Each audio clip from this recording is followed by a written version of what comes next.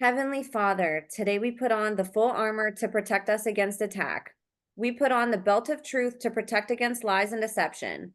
We put on the breastplate of righteousness to protect our hearts from the temptations. We put the gospel of peace on our feet to walk in your light, peace, and freedom with the Holy Spirit. We rebuke anxious thoughts. We take up your shield of faith for protection to block and destroy all the darts and threats thrown at us by the enemy. We put on the helmet of salvation to cover our minds and thoughts, reminding us that we are children of a mighty King. We are forgiven, set free, saved by the blood of Jesus. We take up the sword of the Spirit, your living word, that has the power to demolish strongholds and is sharper than any double-edged sword. We come to you, Lord, in prayer daily. In Jesus' mighty name we pray. Amen. Amen.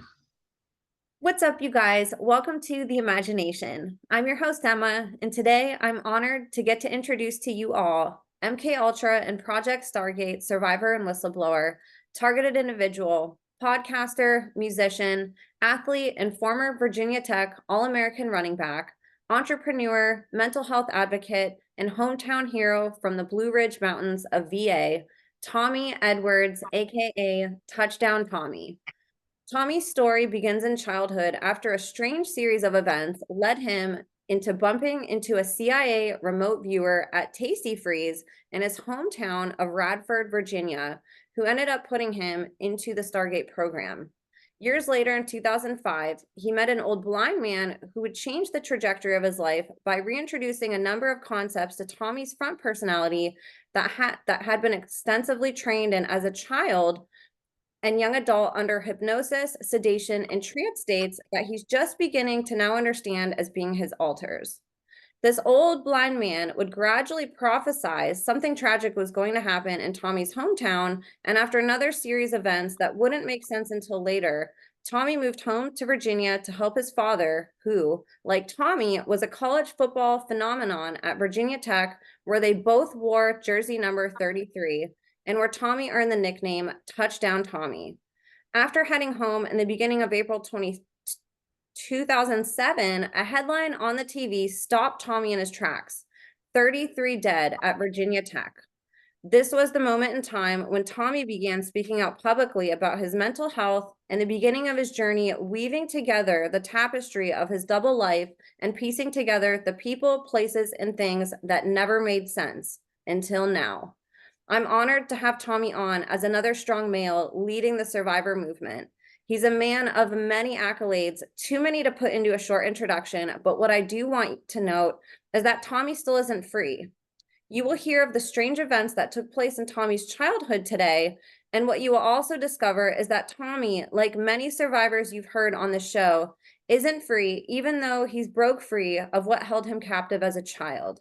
He is still targeted, gang stalked, and is still being victimized. And this is why it's so important for survivors like Tommy to speak out. We need to bring attention and awareness to the entirety of a survivor's testimony and the real dangers they face, not just in the situations they were in as a child, but also as adults for opposing the evil and speaking out against it. I'm thrilled for us all to learn from Tommy and ask that you put away whatever you're doing and give him your full attention. We are going to be diving deep into some incredible rabbit holes today. Before I finish introducing today's guest, I wanted to give a quick reminder that if you are a survivor or whistleblower who wants to share your story in the podcast or who wants to share any information privately with me, you can email me at imagineabetterworld2020@gmail.com. I'd also love your support on my Substack, where I'm taking up journaling as an outlet for me personally to reflect on the podcast, guests, and my advocacy work. And you can subscribe to me there at www.emmacatherine.substack.com. All of my social media links are also in the show notes, and I want you all to know how eternally grateful I am for the love, empathy, and compassion you show to each brave guest on this show. So you guys, without further ado, please help me in welcoming today's guest of honor, voice for the voiceless, chronic traumatic encephalopathy, aka CTE advocate, artist, content creator, an all-American running back turned all-American hero, the one, the only, Tommy Edwards. Tommy, thank you so much for being here with me today. Well, that's quite the introduction. Appreciate it. I'm glad to be here. It's been quite a journey, and something that speaking publicly about hasn't always been met with favorable results or reactions, especially friends and family and people who've known me throughout my life. It seems like, and I understand it's something that's it's kind of hard to understand. It takes a lot of investment in time and opening one's mind to things that seem implausible. And once you start journeying down some of those rabbit holes, you realize that more and more it makes more and more sense. As a young person, I had some experiences that I couldn't understand, and that led me into studying ufology and different forms of spirituality and religions, and try to understand the phenomena that I was experiencing, and be, I guess, fall under the experiencer category, or it used to be abductee, and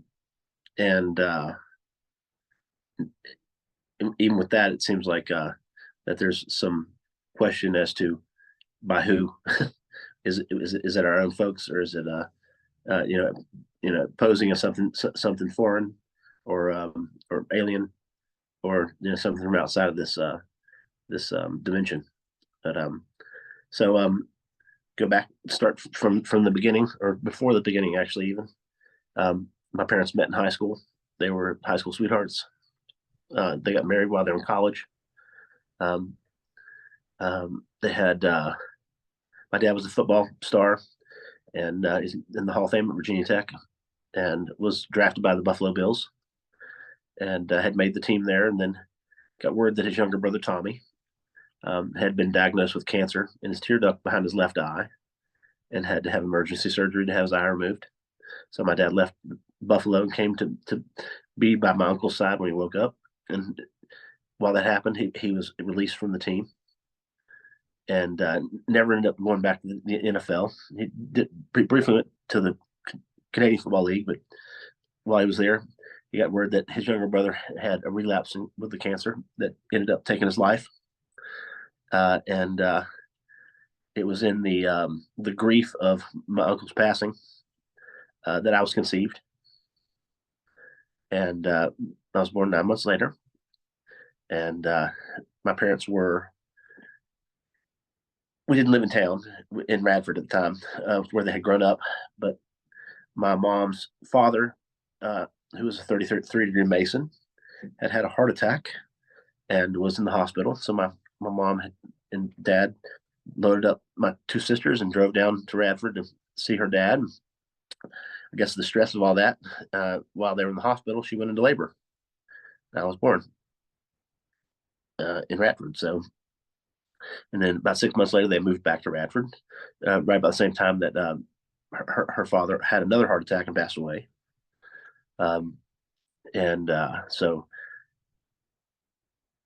I also had my oldest sister had a twin that died of SIDS. Actually, when she was a toddler, which is it's like the toddler equivalent of a sudden infant death syndrome, when she was 16 months old. And so there was a heavy cloud of grief that I was born into, and so, which I didn't realize this until later in life, and to understand it, and my mom's maternal grandmother actually lived with us and stayed with us most of the time. She was my caregiver most of the time, and she would stay in my room up until her death when I was 6 years old. So, born in Radford. My dad's family had moved here after World War II. His mother had started working for the federal government when she was 16 years old during World War II, and my grandfather had joined the Navy and served in the Atlantic, seeing action in Italy at Anzio, which was quite a battle from what I understand, and something he never didn't really talk about much growing up. And I had a huge interest in the military, and had actually begged my parents to send me to military school when I was younger, which was what they didn't. They threatened to when I got a little older, but I just was fascinated by um, just guns and military um, garb, and I collected memorabilia. Um, it was a something that became just a fascination, and so much so that I talked about wanting to go to the Virginia Military Institute (VMI), which was like General Robert E. Lee was one of the professors there. Everyone they were one of the I guess one of the founders, and there was quite a bit of you know history in this part of Virginia concerning the Civil War and the French and Indian War as well. Um, Actually, one of the reasons that Radford is a city or a town is there was a family that settled there and ran a ferry across the New River, and then they settled back there after uh, Mary Draper Ingalls had been kidnapped by the Shawnee Indians after a raid um, on the village where they lived in, which was in Blacksburg on the Virginia Tech campus, where the Tech campus is now. And she was taken to Ohio while she was pregnant. She gave birth while they were walking back to Ohio, and the French had been paying um, and trading with different Indian tribes outside of the region to come in and raid settlements on the western side of the Blue Ridge Mountains as a way to create chaos and to make it seem like it was local Indian, and to create mistrust and to divide and conquer. And she she actually, this is a total side story, but she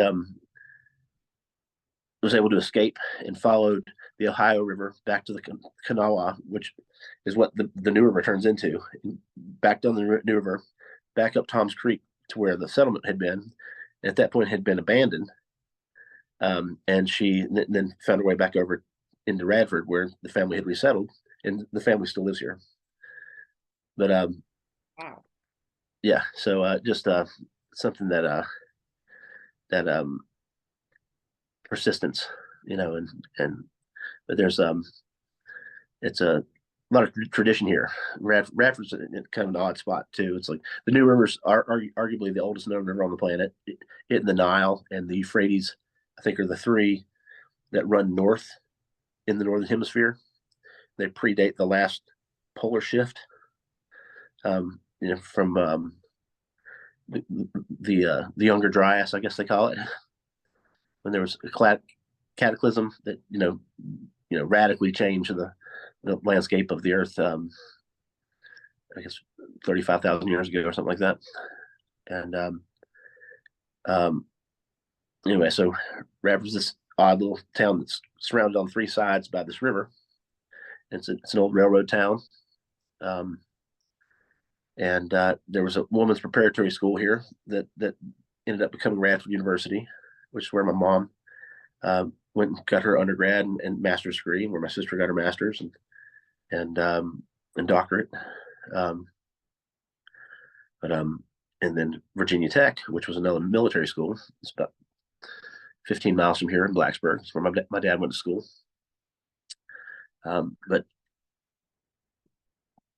I was born into an area that was a hotbed of MK Ultra activity between Virginia Tech and the Radford Army Ammunition Plant, which my dad's mother worked um, in an underground facility that was classified up until the mid '90s. It was called Ardesia. It's at the Radford Army Ammunition Plant, and where my mom's father had been in charge of safety and maintenance up until his death. And there's a private psychiatric hospital here too, called St. Albans. Between those three venues, and it being a relatively isolated area, it was and close enough to DC. There was a lot of kind of questionable things that occurred here that affected people's lives in ways that most of them probably still have no idea. So as a kid, I was I was kind of timid. I guess I'm pretty sure I'm on the autism spectrum. When my parents finally had me tested in school after a couple years of being put in remedial classes after an emotional breakdown in the first grade after my great grandmother that was my caregiver died of cancer, and my parents had separated for a while. I was placed in remedial reading classes, and it just drive me nuts. I had trouble reading and organizing my thoughts and stuff, writing, spelling, still do sometimes. I'm not a great speller, but I write a lot. And it wasn't until college where I actually started to read for pleasure or found things of my interest beyond like guns and ammo magazines and comic books as a kid, and then Thrasher magazines when I was a teenager and skateboarder. But my dad was very famous in the area, and my grandfather was a barber on Main Street for 62 years, so he was well known. Is My that mom's is that the Freemason grandfather or the other one? the other one. My mom's dad was the Freemason grandfather, and he was 33 degree Mason and a Shriner, and so and he had actually been on city council when he was alive, and then my dad ran for city council when I was maybe 5 years old, and won and became vice mayor for a period of time. That was all going on when my parents separated, and there was actually it's um, my mom attempted to take her own life, and I witnessed that when I was 6 or 7, and she spent a little bit of time in that psychiatric hospital, and I remember going there and kind of like not understanding what was going on, you know. But there were other things happening about the same time, like talked about Tasty Freeze. um, my grandmother said she worked in the underground facility at the arsenal, and she worked directly for the general that was in charge of the whole thing. And she had crypto clearance, which is like the highest level of clearance that a civilian can have. And she part of her job was to receive anything that was coming in over fax or any information that was coming in, no matter what it was. And there was a lot of intelligence and top secret information that was coming through that facility. When my dad was in high school, her boss actually had pushed for him to go to the to West Point. He went up and visited West Point, and he did not want to go there. So his senior in high school, he intentionally didn't take one of the classes he needed as a requirement to go there, so he could opt out, But he ended up accepting a scholarship from Virginia Tech, and where he played football for a guy named Jerry Claiborne, who was apparently a very difficult person and abusive. And then when I was coming through high school, I was consensus All American running back my senior year and first team All State linebacker, and was highly recruited nationally by pretty much everybody, and including the Air Force Academy. I'm sorry, not Air Force Academy, the Naval Academy, that came in and recruited me. They were able to come in and talk to you earlier than the rest of the schools because they had other restrictions that gave them the advantage to come in and try to recruit folks first because they're in the military, national military schools. And when the recruiter asked me what I want to do, I said, I'd love to fly jets. He said, well, how's your eyesight? I said, well, this eye is perfect. He said, well, what about the other one? I'm like, not so much. I'm legally blind in this eye. I have like in fifth grade, suddenly my eyesight changed from 2020 to like 2200, and just for no apparent reason. Um, and So I had no depth perception, which was odd, for a running back, and returning kickoffs. And like my freshman year at Tech, I was starting kickoff returner. Um, they finally were able to get me contacts that corrected my vision.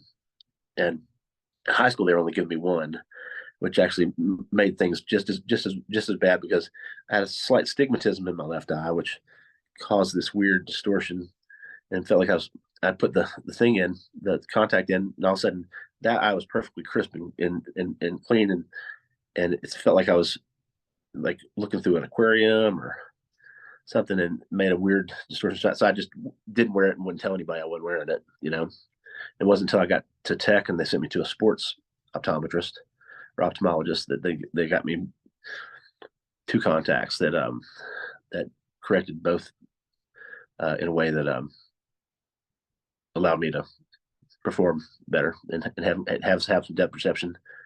But and even then I didn't always wear them, because I get to practice late or something, and just go out there, blind. But like, getting back to the Naval Academy, he straight up told me that wasn't going to happen. I wasn't going to be able to fly jets. And I said, well, I don't want to end up in a submarine or something. It's terrifying. I'm a little bit claustrophobic from older cousins locking me in trunks and stuff when I was a kid. And so he straight up told me that they wanted me for naval intelligence. And going back to where, because of my dyslexia and my learning disabilities, my grandmother knew that I was really intelligent. Was kind of hyperactive and had a little bit of ADHD, which I've gone undiagnosed my whole life. My parents weren't willing to even consider putting me on medication at the time, at the request of my learning disabled teachers and stuff. But they took me to the University of Virginia and had me tested, and they found out that I had a a really high IQ, above 180, and that I was dyslexic and had some organizational issues. You deficits like between hearing things or seeing things, and then translating it to my hand. I was the first student in the state of Virginia with a state mandated laptop in 1986, because they had to teach me how to type because my handwriting was so bad. And I had teachers that wouldn't let me use it in class. My English teacher, actually, she said it was a distraction to the other students. But I wrote my first short story on it that was published in the school literary magazine that year. And I they said that my IQ was so high that it would probably seem more like a disability than any type of advantage. I'm not sure if things have evened out from the neurological damage that I received and have dealt with from playing sports, playing football, and with CTE. But it's what's maintained me. When I had brain scans done in 2016, the neurologist thought she had the wrong images, because I was able to speak so, she said, eloquently and communicate. She said typically somebody with that amount of brain damage would live in a nursing home, and it's a degenerative brain condition. So I'm not sure if I sent you pictures of my brain, but I meant to. There was I had 3D scans done at the Almond Clinic up in Reston, Virginia, and had suffered from severe anxiety and depression since I was in college, and even before with anxiety since I was a kid. I didn't know what anxiety was. It wasn't something that was, despite my grandmother being a psychology professor and a counselor, my dad was pretty old school when it comes to things like that. I don't have the photos of your brain, but I'm gonna bring up this photo while you're talking about your childhood. Look at you. Yep. How precious. Now, pretty sure that was at a wedding. Oh my gosh, how cute.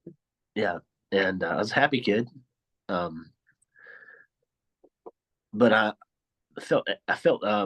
always felt like I was not part of the group. I always felt like I was always on the outside looking in, and I wasn't very confident when it came to like sports when I was little.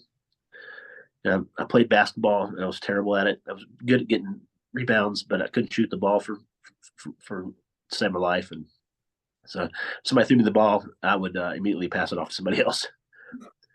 And I didn't play baseball. Um, my dad played softball every weekend when I was a kid, and a bunch of kids got together for like a pickup game on one of the empty fields during a tournament, and I ended up swinging the bat and catching the ball right on my finger, and it caused my fingernail to come off. And after that, I was afraid of playing baseball. And Wow. I would be yeah, too. yeah. Freak So, accident. so then I signed up for football in the fourth grade. It was actually my mom's first cousin who was our coach, and he's a wonderful guy. And he actually passed during COVID, and he had pretty severe dementia and had wasted down to like 117 pounds. And he was like a weightlifter. They had like a full set of like Olympic style weights and stuff in their basement. Actually, his son is I think he's the strength and conditioning coach for VMI now, and he had been an assistant strength and conditioning coach at Tech shortly after I left. My cousin Jay, he's a couple years older than me, and we played football together then and then through high school. But he was 2 years older, so played a couple years as a kid, and then in the sixth grade, I did not want to play. We had a couple of bullies on the team that I just didn't didn't want to deal with. I had a tendency to avoid um, confrontation, and I just didn't like it. Didn't like the overly competitive, kind of toxic um, environment, and had a different coach that year who was the father of one of these kids that was kind of a bully to me, and so I broke down crying, talking to my dad one day. I didn't want to go to practice, and he said, "Okay, you can you can quit one thing one time, but that's it. Beyond after this, anytime you start something, you got to finish it."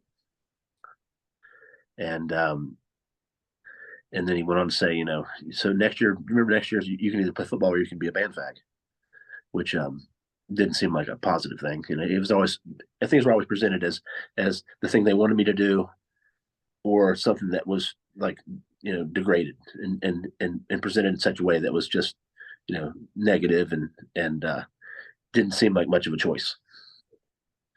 So, and in all honesty, uh, another part of the reason I was kind of didn't want to play um, football practice directly conflicted with the GI Joe cartoon that was on after school every day, and I was way into GI Joe, being into Army and stuff, and I was like, missing the end of every episode of that because of it. So um, I after I quit, I was able to stay home and watch the GI Joe and go ride my bike and climb trees and do stuff that kids should do, rather than being placed in situations where they're bashing their brains in.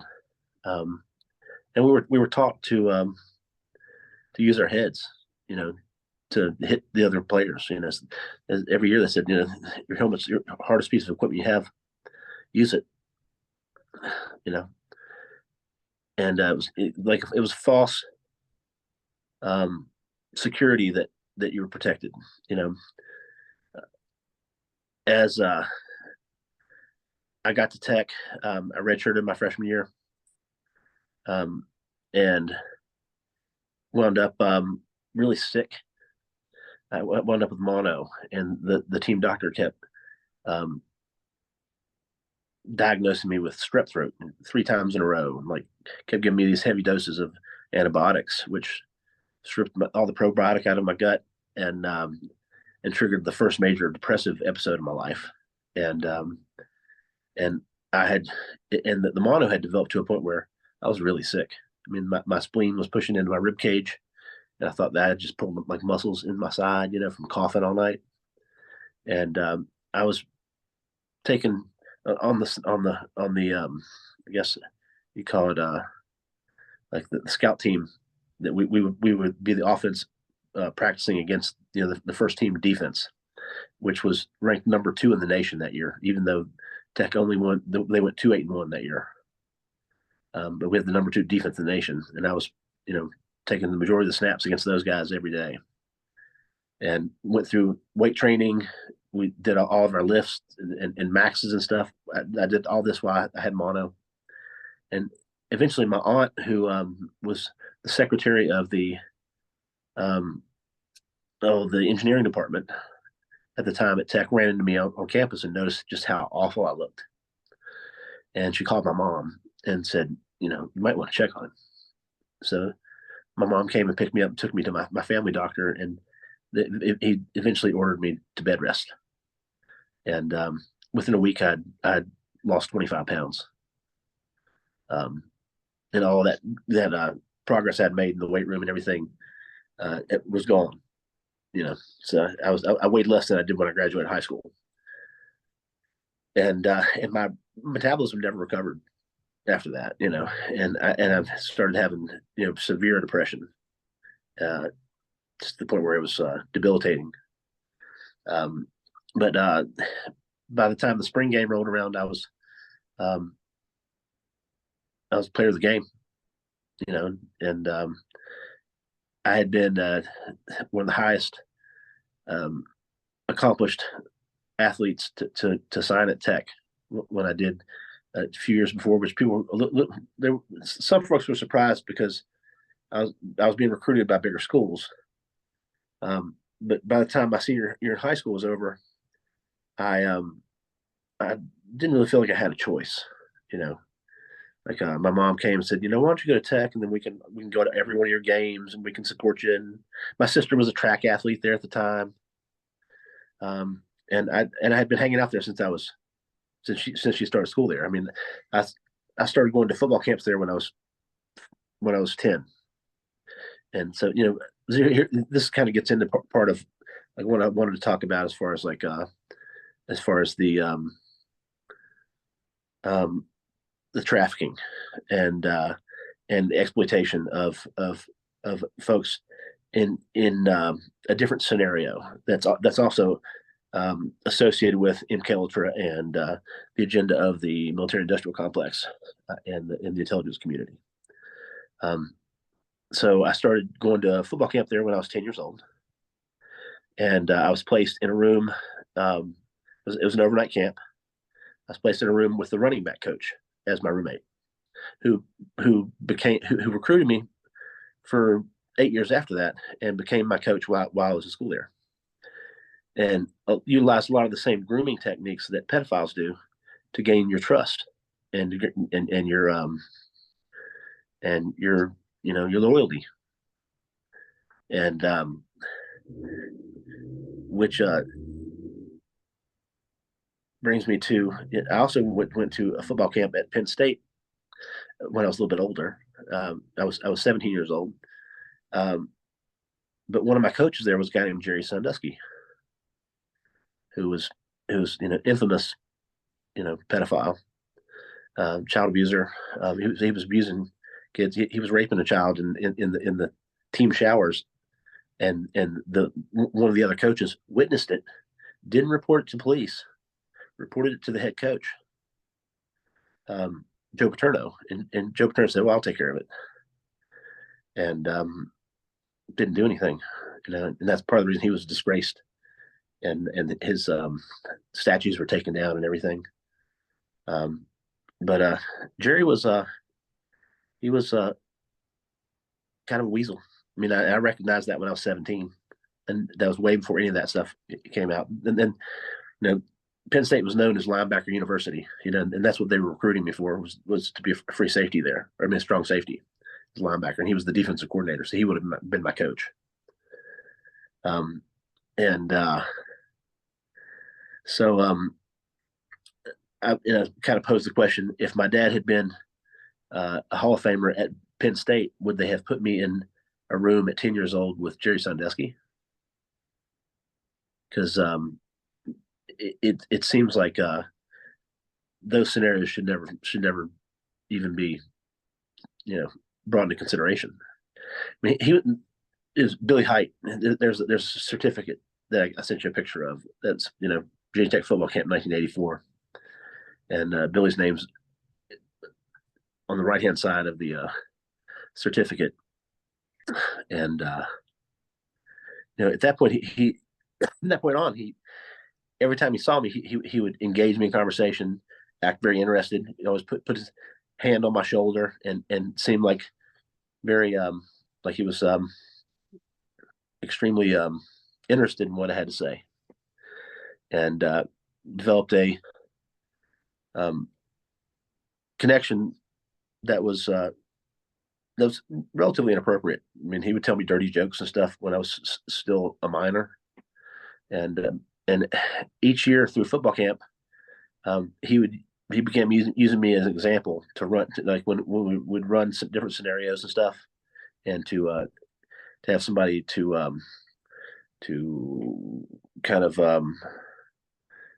give the example of whatever the drill was, and so much so that the other athletes took note of it, and realized that, they started calling me, this is because saying he was my pops, And when I got to Tech, my teammates would say, "What's up? Where's your pops?" And he had been the only coach that was from that coaching administration that stayed over to the next generation. And this is at the Independence Bowl my freshman year. At Tech, I led the nation in scoring for about 6 weeks that year, from week 2 to week 7. And we went to the Independence Bowl, and this is at the Independence Bowl. The top picture is before the day before the game when we had our team photos made. The middle picture is a picture somebody took of the television after I scored a touchdown, and I never celebrated no type of visual celebration after I scored touchdowns all through high school and even at Tech until this. And I told my sister that if I scored a touchdown in the game, I was going to run up to the camera and pull my helmet off and do the ESPN Sports Center theme, da da da da da da, and that's what's going on here. And then my dad and mom here with me after the game, and they interviewed my dad after I scored the touchdown too, because he and I became the first father-son combination to score rushing touchdowns in a bowl game in the NCAA history. And they had these. They were selling these silly hats, cowboy hats, and red ones for Indiana, which was the team we played, and orange ones for Virginia Tech. And leading up to, I guess, the UVA game, leading up to the Gator Bowl the following year, they had used me a picture of me running the ball, and a picture of the governor wearing one of these cowboy hats, going like this, making the two gun salute thing, as a way to promote the Gator Bowl. And that was like coming in after break to get ready to go to Jacksonville to play in the Gator Bowl. All my teammates that were coming in off of Interstate 81 had to come down off of the bypass, saw this billboard of me and the governor, and so they started calling me Hollywood and all kinds of, and kind of giving me crap for something I had no control over. I didn't know they were going to use me on a billboard, and in a lot of ways they had utilized me as one of the main features of the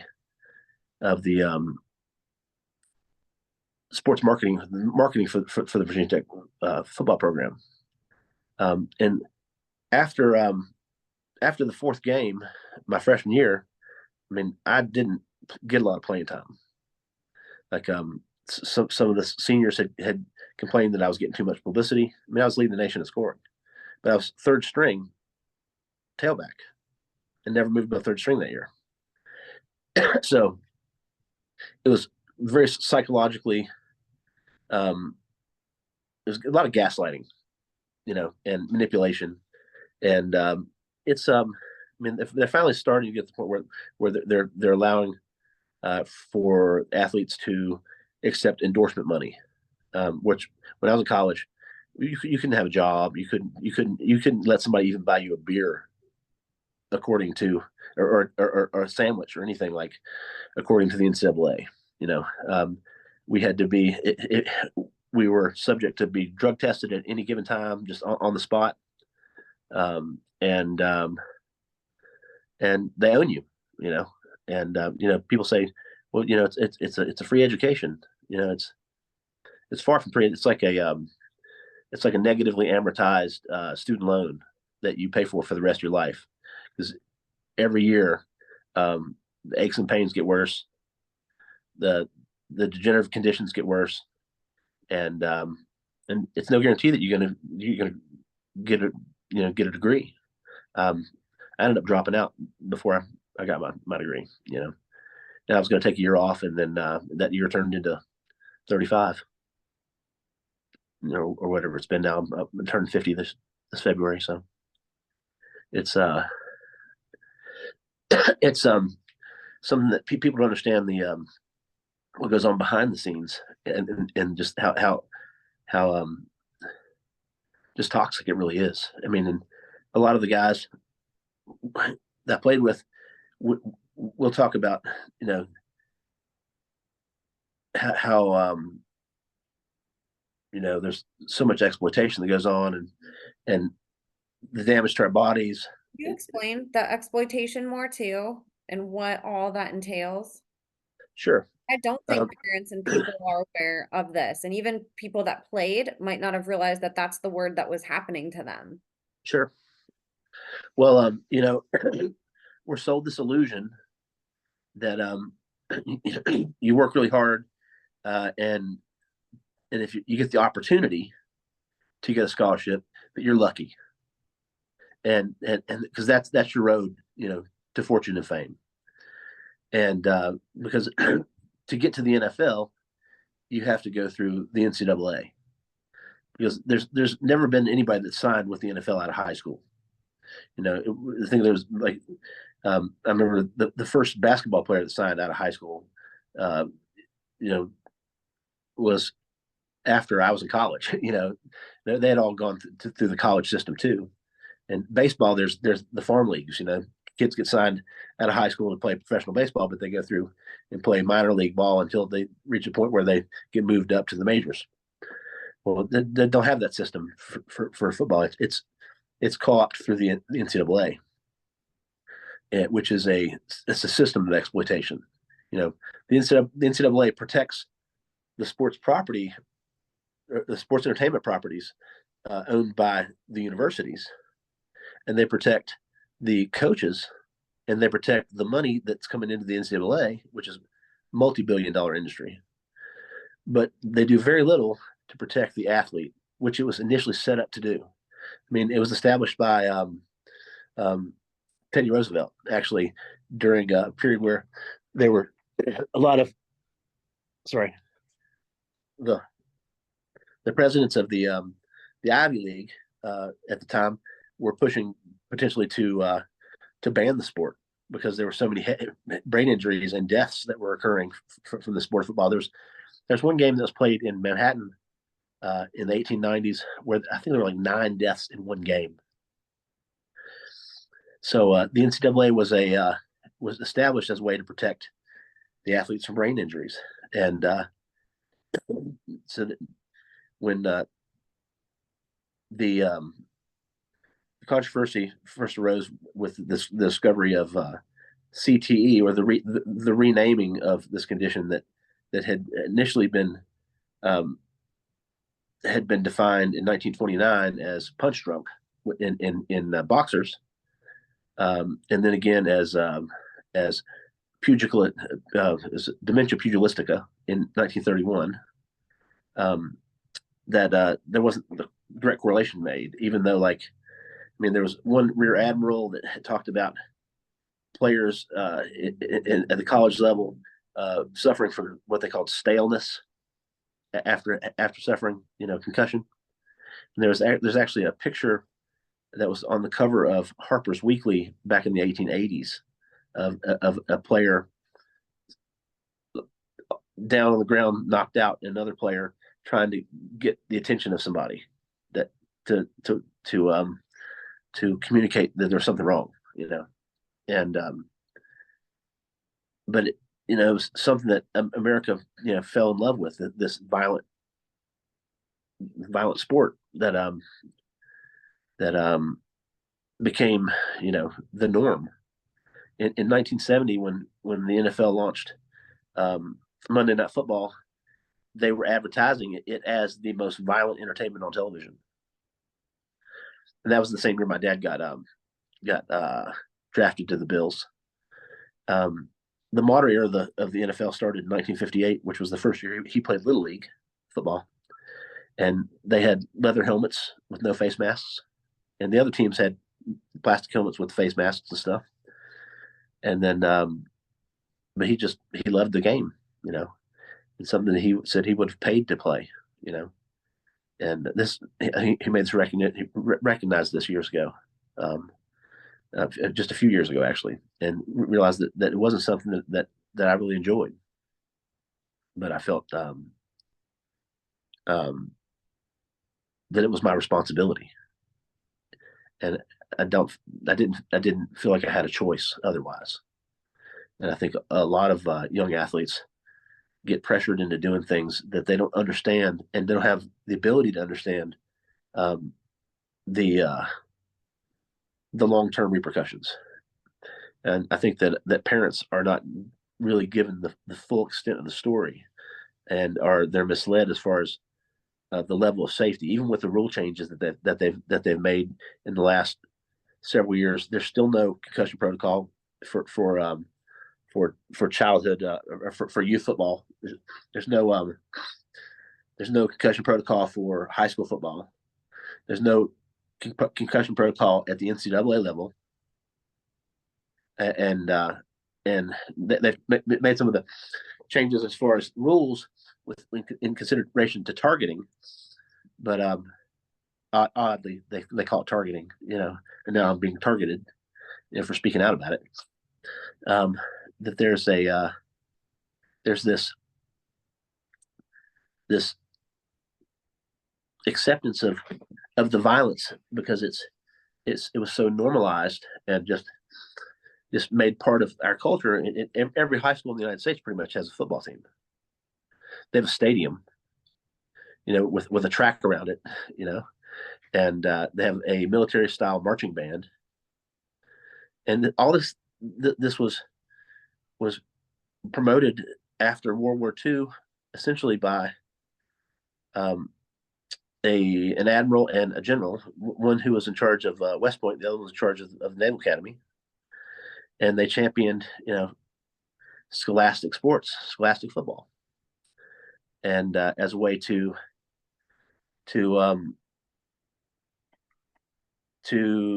normalize like the words this happens, so I've got some brain damage, like nationalization, oh, patriotism, essentially, and that way, if we have to rally the troops and rally the populace to support war, this is a way to indoctrinate them since childhood into this mentality of school spirit, like that's all like an amended version of nationalism, of patriotism. It's each school has their own. They have their mascot, which is like it's kind of like a totem, and their colors, which is like their tartan, or their shield, that the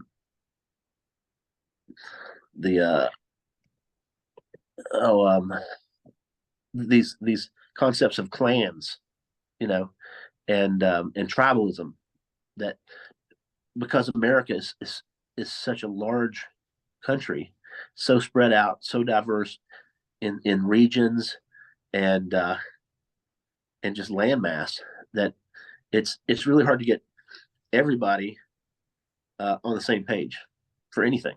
I mean, and now we're intentionally divided by the 1% as a way to keep us distracted from being able to question what's going on behind the curtains in closed sessions, like in like FISA courts and things that are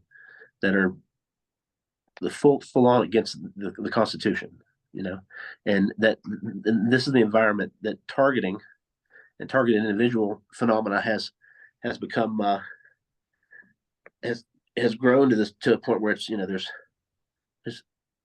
some reports say there's 40,000 targeted individuals in the United States. I'd say there's probably a couple 100,000. The growth in just the number of people that are nominated for the terrorist watch list is Dr. Lynn Barr did a thing on this just the other day, and shows it that the FBI is running that like it's a business, and the projections, the growth projections for that, they don't have enough participants, they find them. That and anybody that's connected to law enforcement or first responders at the local, state, or federal level, and even the private sector within the military industrial complex, anybody that wants within that system can nominate somebody to be added to the terrorist watch list, which causes them to become listed as a non-investigative subject, which means you haven't committed any crime. You're not a threat as a terrorist. But I mean, I was listed as a potential terrorist, and added to the terrorist watch list after I started speaking out about CTE. And my targeting started with a series of wellness checks, where anytime I would post on social media about CTE, and I could be guaranteed that the next morning there would be police knocking on my door to check on me because somebody was worried about me.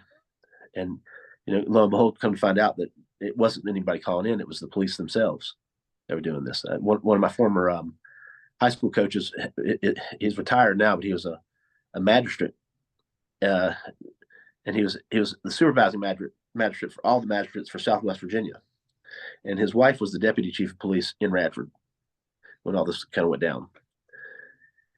So, and then she's in charge of the officers that go out and do the wellness checks, and also the SROs, and so that escalated to a point where eventually I came home.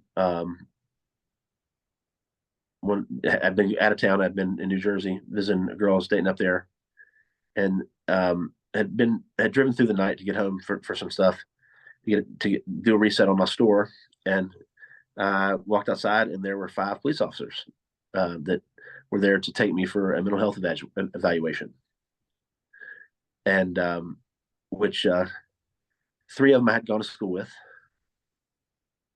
and the other 2, one of them had been at least 5, had come for at least 5 of those other wellness checks.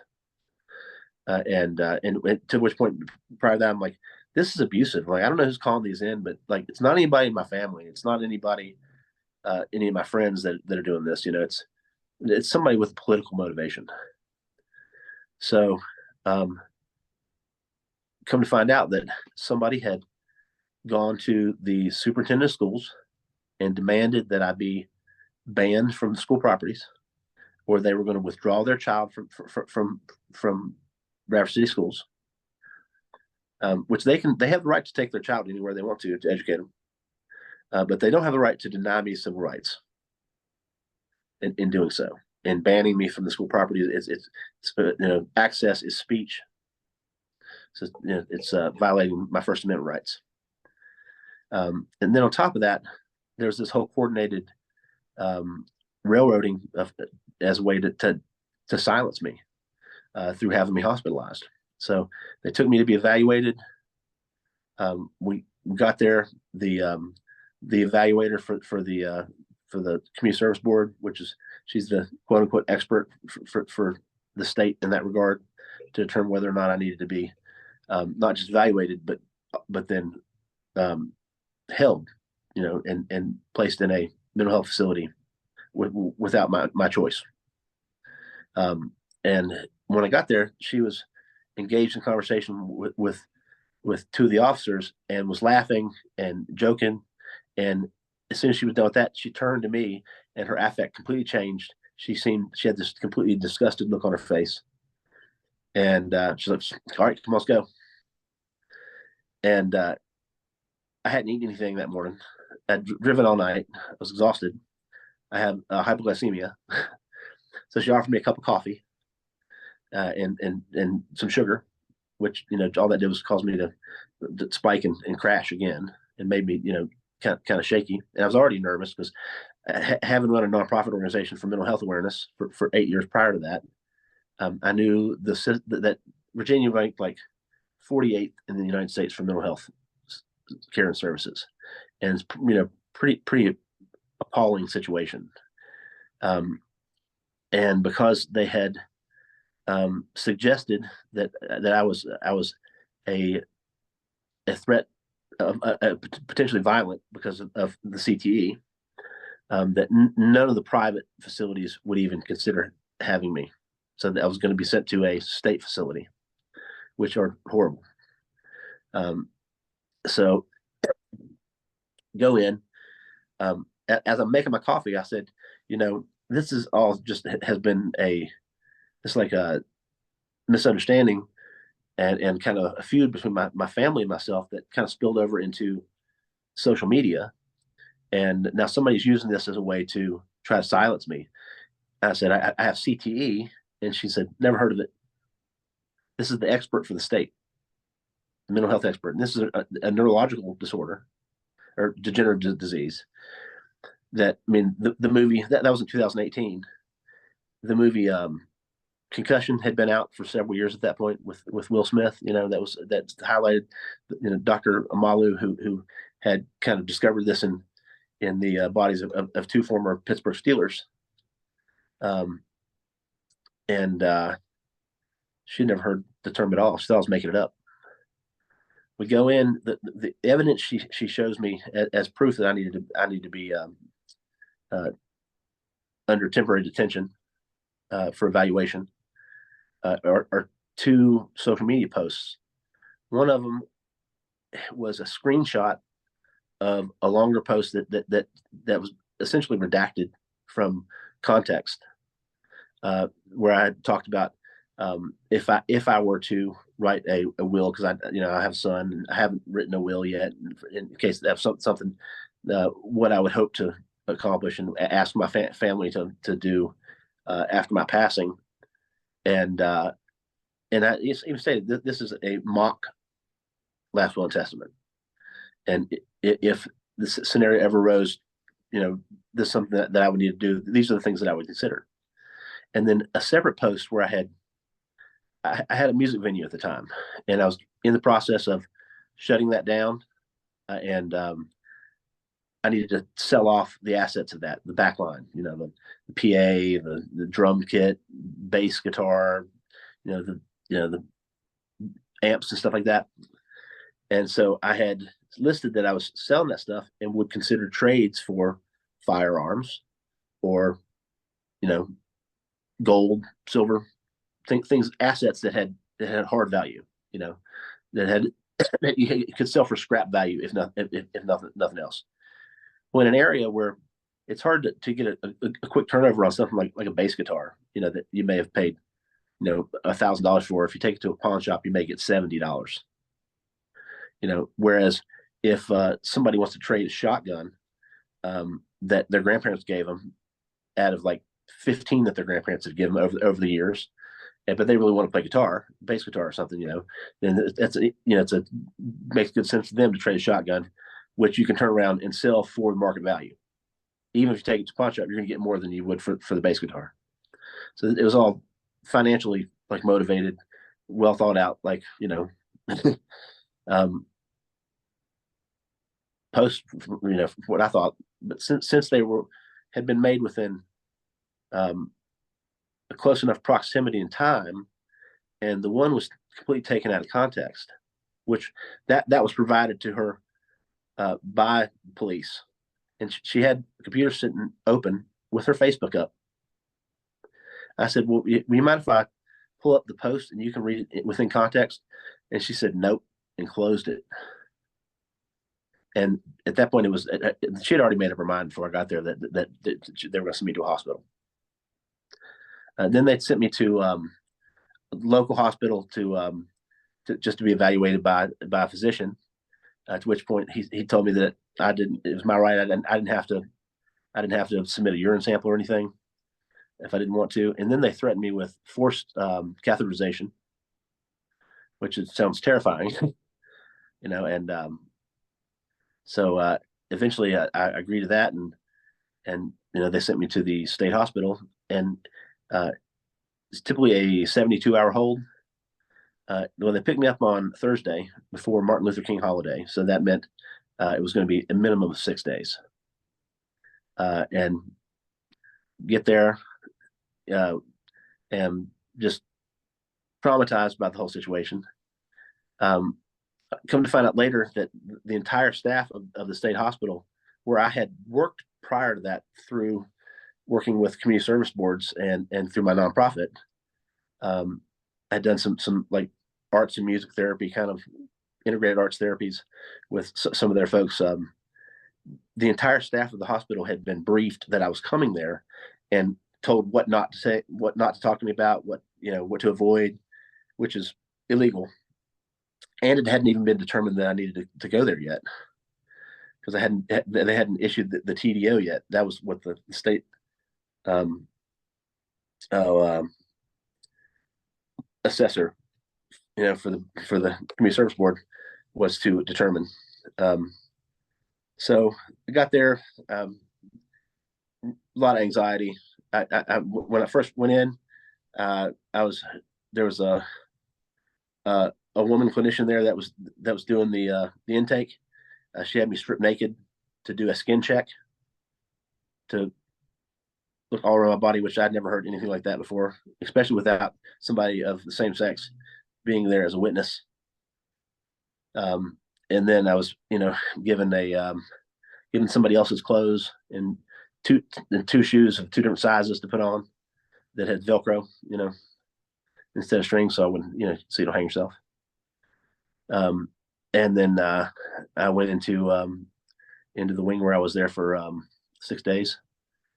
And after about the third day, I started to kind of relax and started to just talk to the other people that were there and see what their story was. You know, I had been working in mental health for a while, and each of the young men in the wing that I talked to, I asked them if they had played youth sports, and most of them had.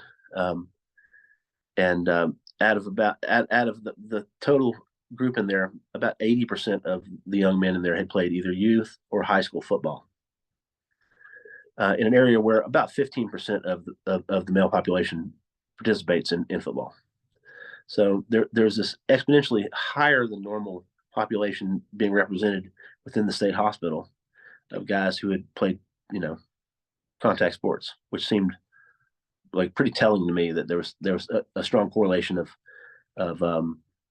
you know, mental illness and or substance abuse and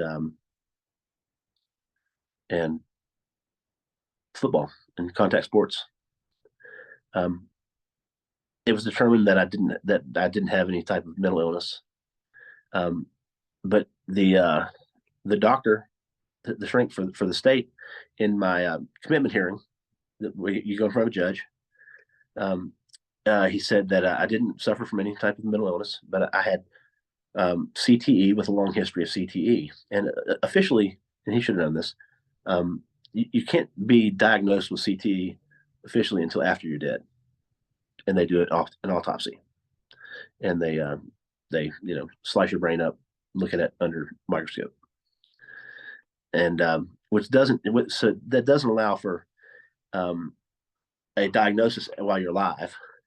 So no diagnosis, no course of action can be taken as far as like intervention or therapies. So you're just kind of left to your own devices. And he recommended that I be released. And then I couldn't get my mom or sisters to, I mean, when I got out that day, like my dad had come back from Idaho because his aunt and uncle had both passed away within 6 hours of each other. And that they were, they had a son that was my age that I grew up with, and I spent a lot of time in their house. And I wasn't allowed to go to their funeral because there was a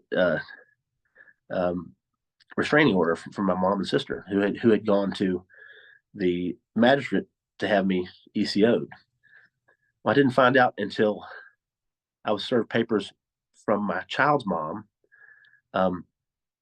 who was seeking an emergency custody order at the time, using this as an excuse, as a reason that it wasn't my mom and sister who had initiated this. It was a school resource officer who went to my sister, who was a principal at the elementary school, and said, "We need to have you to go have your brother evaluated."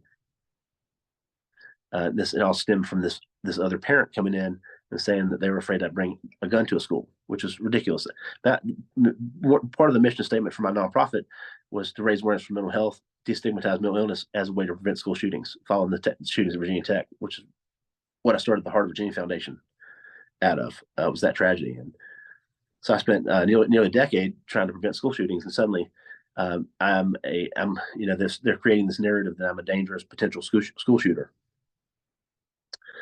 And so after I found out through this paperwork that I was banned from school properties, that I started to put it all together and realized that I'd been subjected to a criminal conspiracy as a way to silence me from speaking out against CTE, because there were people involved in the school system that were directly involved in my high school career, and I'm not sure if it was just the fact that it was causing them like cognitive dissonance and that icky feeling inside that where they're conflicted with the reality, with the memory of that and all those warm feelings they have and the pride they have and having been associated and part of that with this thing that contradicts that, which is the reality that I was expressing through these social media posts and talking about all these different professional athletes that had committed suicide. And I realized that I had been treated like any other political dissident in like a totalitarian regime, like in the Soviet Union, where they would send people to the gulags. That was what they were trying to do to silence me. So I had that evening. I had driven back to New Jersey to see my girlfriend and spend her birthday with her, and she had a friend whose sister had suddenly died at 8 months pregnant, and both she and the child had passed away, and it was just she needed some support, and I had already planned to go up there for her birthday. So I mean, after the police stopped by and drop off this paperwork banning me from the schools and the school properties and any type of activities, home or away. And I had a nephew in the school there, and reason to want to go to activities and stuff at times. And they did that after I had called them to report some things that had been stolen from my property. While they were there and I was making a police report about that, another police officer pulled up and had issued those papers to me. So putting all this together, as far as like, this criminal conspiracy that I'd been subjected to, I did a post on social media about it, and within 15 minutes of posting that, I get a call from a dispatcher telling me to take it down. which is I didn't break any laws. I hadn't even slandered anyone or defamed anyone. All I said was I just said what I had gone through. I did name some of the people in each of the organizations in the school system. Like the high school football coach was one of my teammates. The principal at the time had been my JV football coach, and like the the um, the couple of police officers that were involved that were classmates or in the class ahead of me, but we'd never really gotten along. Um, they were in a different clique, I guess you could say, and and the deputy chief of police was the wife of this magistrate that had been one of my football coaches. So the person that was in charge, that was supervisor of the magistrate that issued the ECO to my mom and sister, that they went and did at the request of the SRO, whose supervisor was his wife. It just seemed like something was stinking, And then the fact that somebody called me within 15 minutes of making a post made me think, wait a second, the police are they're monitoring my Facebook page, which seems really odd. And it seems like there would be better things for them to do. So I said, F you. I'm not breaking the law.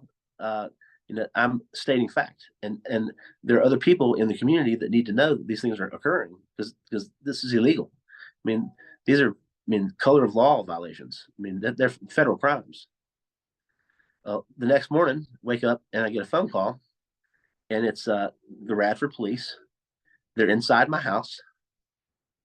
They said that they got that they had a wellness call, and wellness check, and they got there and that my door was standing open, which my cousin had just fed my dogs and left, and he just called me saying I just fed Buster and everything's good, locked the house up, everything's good. They said they got there and the door was standing open. So they said by law they got to go in and sweep the house to make sure there's nobody dead inside. So for more than 20 minutes, they're on the phone with me, making sure I'm not dead inside my own house, as a way to terrify me. And when I got back, they had gone through everything in my house. They had opened my safe, which would require a second warrant. They didn't have a warrant to go in my house to begin with. And then they illegally pinged my phone to figure out where I was, and they contacted the authorities in New Jersey, requested a SWAT team be dispatched, adding that I was armed homicidal, most likely headed for a school.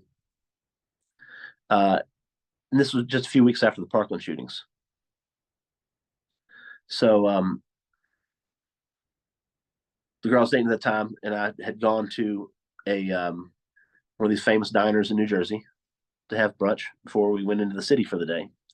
And while we're eating, she got 2 text messages, one from her neighbor downstairs and one from her landlord saying, "Shelter in place, there's a SWAT team across the street." And then a phone call, and it was a detective with the Bergen County Sheriff's Department asking her if she knew where I was. And she's like, "Yeah, he's right here sitting across from me eating breakfast." She hands me the phone. He said that my van had been involved in a hit and run, and I needed to come down and fill out some paperwork. And my van was parked in the back corner of this parking lot across the street from her house, where the SWAT team was. And so I was already, alerted from Radford police, calling me while they're breaking into my house and doing a bunch of illegal shit. And so we already had plans to go into the city for the day. So we went ahead into New York and went to Central Park and hung out for a while, and then went to some museums and some different stuff and had dinner and came back and stopped by the police station in Hohokus to find out what was really going on. And, if I needed to fill out some paperwork, then it was still going to be there. And we walk in, and I tell the officer on duty there while we were there, and he goes, "Ha ha ha! Somebody doesn't like you. You must have pissed somebody off real bad." And I was like, why is that? And it's like, well, they sent a SWAT team after you. And then afterwards, we contact them to find out more about you, to find out, we get, a picture, or like, your record, or like, if you were a fugitive, or if you had murdered somebody. And turns out they just wanted you for what they call a wellness check. We don't even have those here. So they'd sheltered in place the schools, businesses, and community for like 6 hours, at a cost of over $100,000 in manpower, with the SWAT team, who were coming in hot and heavy, thinking they were going to prevent a school shooting. I mean, on my next visit up there, I went to the little coffee shop right next to the girl I was dating at the time's apartment, and she said, "Did you hear about the armed lunatic that was walking around threatening to kill people?" I said, "When was that?" And it was the day that all this happened. And she said that a full SWAT, officer, all black, with a mask and, like, you know, automatic weapon and like smoke grenades and stuff, came in there, rushed in there, said, hurry, lock the doors, stay inside, stay in the back room. There's an armed lunatic walking around town threatening to murder people. And I said, you want to know something funny? And she said, what's that? I said, they were talking about me. And she's like, you got to be kidding me. So, and then it wasn't, and then after that happened, the girl I was dating, she was so worried that they would murder me that she followed me back to Virginia to confront the police, to make sure that they knew that somebody else was aware of what was going on. It took me like maybe another week to call the prosecutor who was in charge of the SWAT team, to find out exactly what had occurred, and to hear him say that somebody from the Radford Police Department had called and said that I was armed, homicidal, must have headed for school. That was so traumatizing to me when it really set in. I didn't sleep for 9 days. So during this period of just terror, I had a flood of memories come back to me that had been suppressed. One of them was when I left Virginia Tech, in the middle of a nervous breakdown, existential crisis. I mean, I had just stopped going to classes and stopped going to practice, and I just stepped off the merry-go-round, and was done. And I just stayed in my room and watched the movie Apocalypse Now over and over and over again for like a week, which is a heavy movie. And then when determined that I finally went to speak with I got called in to speak with the head coach at his house, and he met me. He was in his pajamas and a robe, and when I told him that I was suffering from depression and I needed some time to figure out what, just figure things out, he said, the program doesn't have time for you to be depressed. So I went to my general physician, the same one who diagnosed me with mono, and asked for antidepressants. So they put me on Zoloft, which triggered suicidal ideation, which I've had ever since. I mean, I never had that before. Even at the depth of my depression, I wasn't like having visions of myself killing myself constantly. And I was on Zoloft for maybe 2 weeks, and that was enough to trigger this side effect that has lasted my entire life. I mean, I remember sitting in church on Christmas Day, like back in 2014, sitting like this, trying to figure out how I would hold the 38 to shoot myself in the chest, if I would be able to, and like, and that was just, something was wrong, and I was at church with my girlfriend / handler at the time, who was also fake stalking me. I mean, she was using a burner phone to act like somebody stalking me and herself, and to the point where I stopped performing live. Anything that would require me to have a public calendar that people could have insight to where I would be. And I became a hermit in Nashville, Tennessee, where I shared a condo with my fiance. She had a house in Roanoke, and she was the one that had been assigned to me, to come into my life as a handler and to disrupt my nonprofit organization and my music career.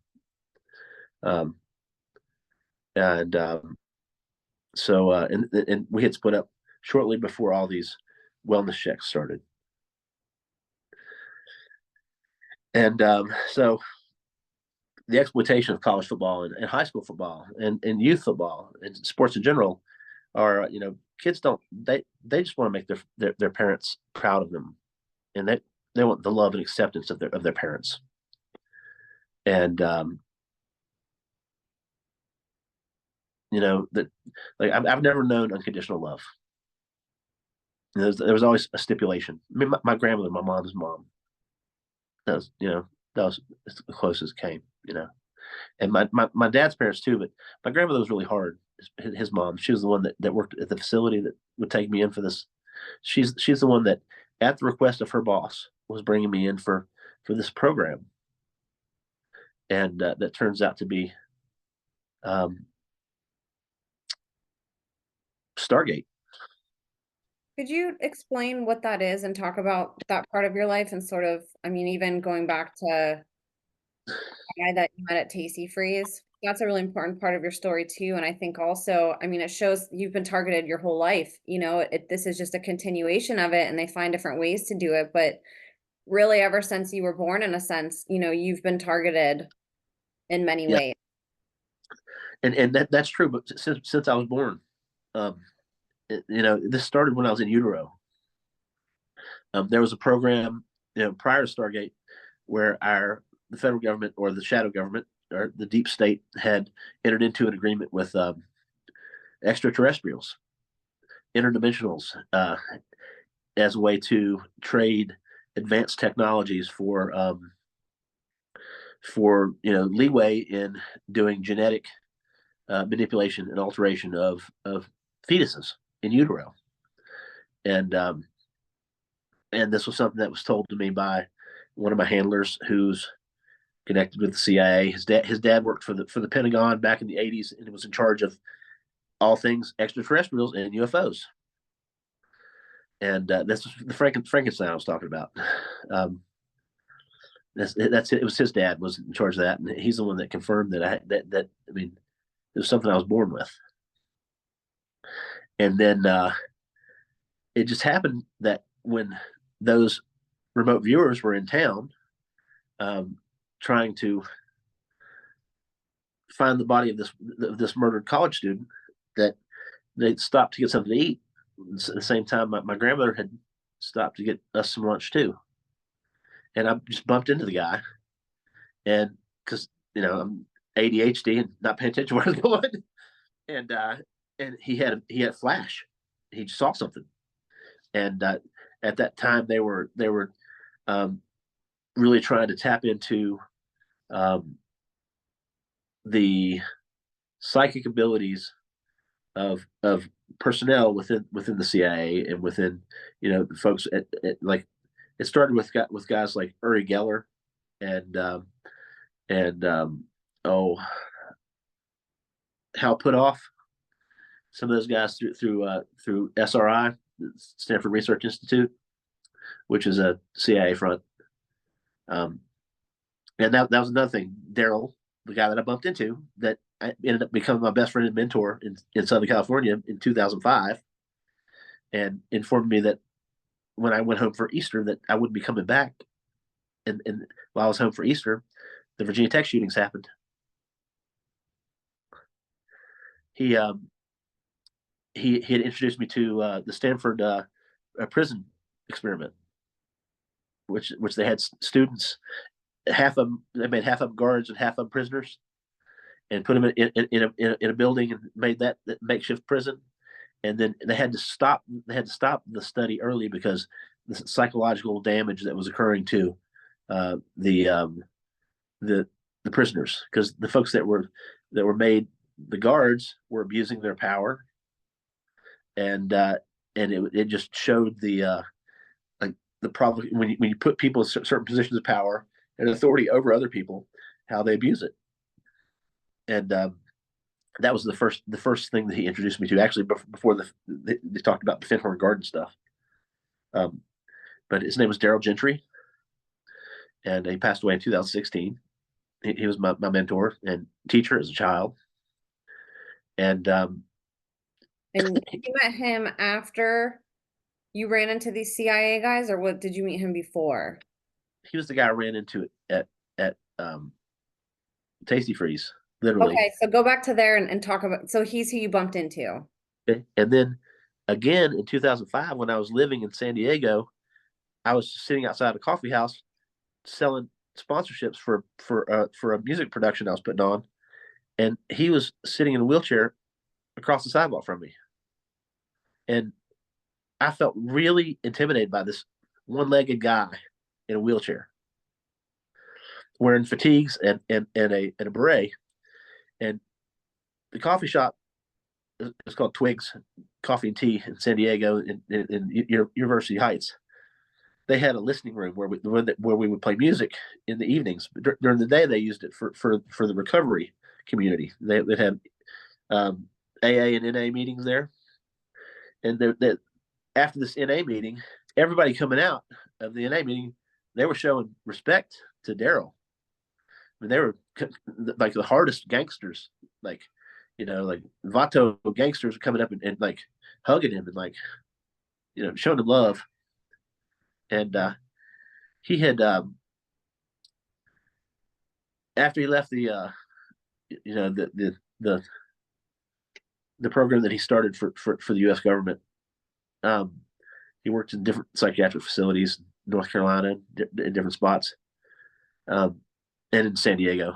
But he had mad respect from these guys, and I knew there's something special about this guy, and I felt that just from seeing him sitting there. And he never told me directly that he had known me before. He, towards the end of his life, he said that there were others, that I wasn't the only one, that there were others. And I didn't understand really what he was talking about. But he did tell me that I would meet this woman that would become my protector and guide after he died. And I would know that this was the person because that I would find out that she has a large collection of Kachina dolls, like the Zuni, like Indian, like little wooden little dolls, like the spirit dancers dressed up, but the little wooden fetish versions of them. And in January of 2020, right before the lockdown, I had gotten a call from this woman that I had met after I first moved to Nashville, um, and I was putting on something called Cream of the Crop. It was a music competition, and it was the follow up to the one that I was selling sponsorship for in San Diego the first time I put it on. And I did it. I conducted it again in Nashville because Daryl told me to, and that led to me meeting this person, um, who I became friends with, but she didn't end up being in the competition. She lived in Charlotte at the time, and it was just kind of too far. But I did invite her to an event that we had when we did the Stigma tour following the Cream of the Crop, when we went on tour and brought the winner on tour. And so she came to that, and then I hadn't heard from her in years. I mean, that was in 2011, and then suddenly in 2020, I get this message from her on Messenger, and she's like in crisis. She's having a hard time, and she'd gotten pulled over for bad tags or something and arrested. And while they were arresting her, dog got out of the car and ran off. So she's just distraught that she can't find her dog. But she says, but it's okay, we'll find her because my cousin Kimmy's here, and she's a seer. And as soon as she said that, I saw a picture of this woman's head, this woman in my head, in my mind's eye. And I said, and I described her. I said, does she look like this? And I just described it physically. And she said, yeah. And then after I got off the phone with her, I said, well, I'd like to speak with her. And after I got off the phone with her, Kimmy, her cousin, asked Jody, um, does he have Parkinson's? And I have Parkinsonism. and that was triggered after a brain injury in 2018 when I was given a Tdap at a doctor's appointment right as I was leaving. I had agreed to a tetanus shot, but they gave me a Tdap, and the pertussis caused my brain to swell up and put me in a coma within 2 hours and nearly killed me, and gave me a pretty devastating brain injury that all intents and purposes should have killed me. And that I feel very deeply that that was intentional. And I was at that doctor, oddly enough, to get a recommendation to a neurologist so that I could get new images of my brain for my attorneys that were handling my concussion litigation against the NCAA and the and Virginia Tech. So it was in 2019, after all that shit went down with the SWAT team, and I was terrified to drive anywhere. I still am in town, to deal with the police. I've been threatened with violence. I've had just all kinds of crazy. Like on the third anniversary of the hospitalization, that like the handler, the CIA chick that was at my house, or that interjected herself into my life in 2020, and then admitted she was a handler, and then confirmed people throughout my life that I had question marks about, going back through college, had all been handlers and had been assigned to me. And some even in high school, like some assistant coaches and stuff that were adults that I would hang out with when I was 14, 15 years old, that would buy me alcohol. And one of them gave me their driver's license so I'd have a fake ID when I went, out west with my dad when I was 16. Inappropriate kind of stuff. And I mean, as a young adult, I remember being that's about that same age. I mean, I had this idea that said I was 24 when I was 16, and this was a 24-year-old that gave me this. And prior to that, I mean, he bought me a half gallon of liquor, for homecoming, for the party after the dance and stuff, and like it just kind of odd stuff. But it's like an instant best friend that jumps in your life and is willing to take care of in any issue. That's kind of getting dark. Let me see if I can get a light on in here. Sure. But just seemed just odd that there was always somebody willing to just jump in and be my buddy. Yes. Yeah, they do interject, and that's one of the worst parts I think about waking up to all of this for a lot of survivors is realizing they cared so much about people that were just there temporarily to, handle them. It is really sad to have to reflect on all of that, and to have, not only be heartbroken because a lot of these people end up being lost in somebody's lives anyways, but to realize that the relationship was so artificial and manufactured, it's devastating. Yeah, it is. It is that, and like especially the romantic. I gotta get this lamp's terrible. Let me grab another lamp. No worries. Yeah, it's yeah, it is absolutely devastating. It's something that it's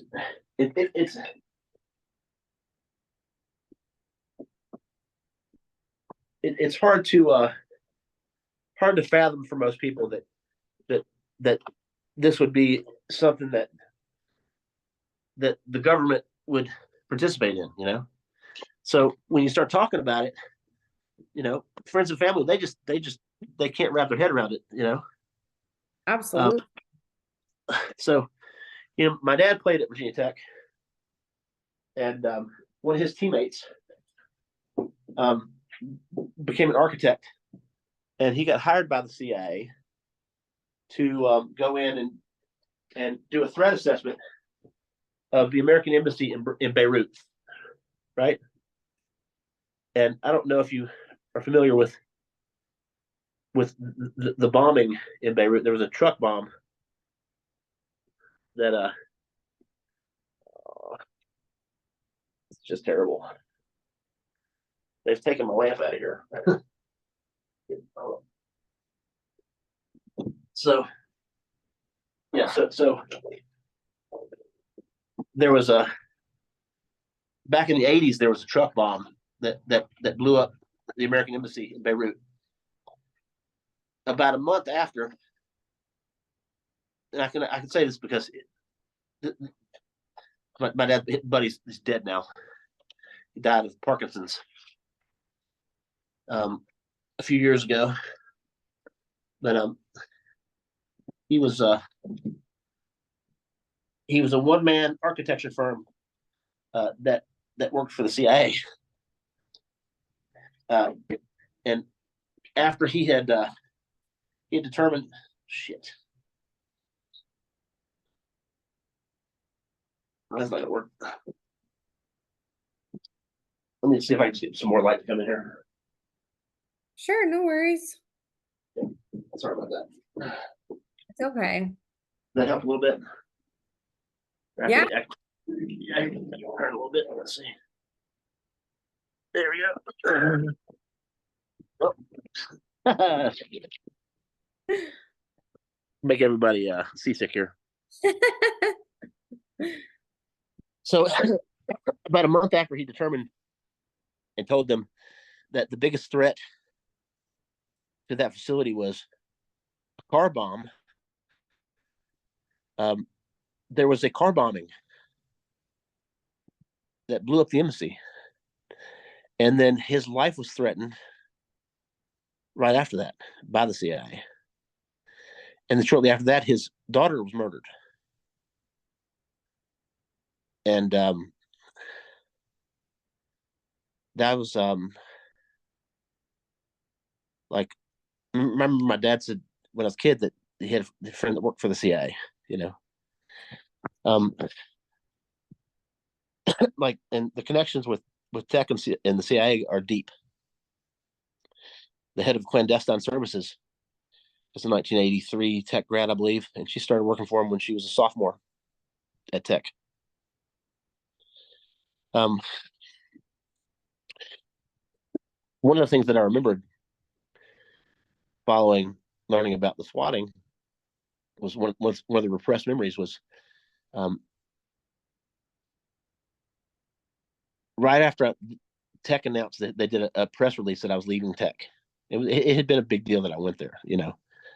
And then I made a big impact right away. I was like, in second week of my freshman season, I was like in the national like sports like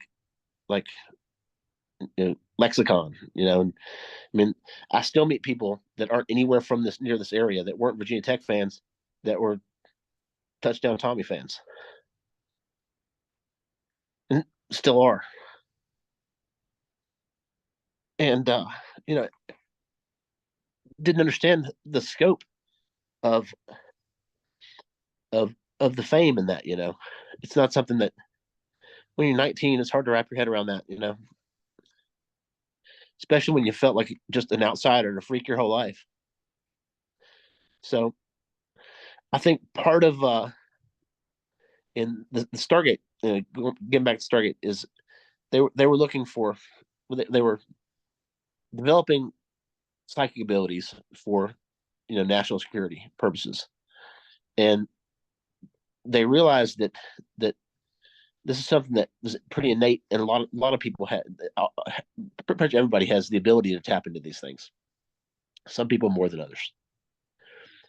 And if they could find the ones that had some unique gifts, or that showed a provocation of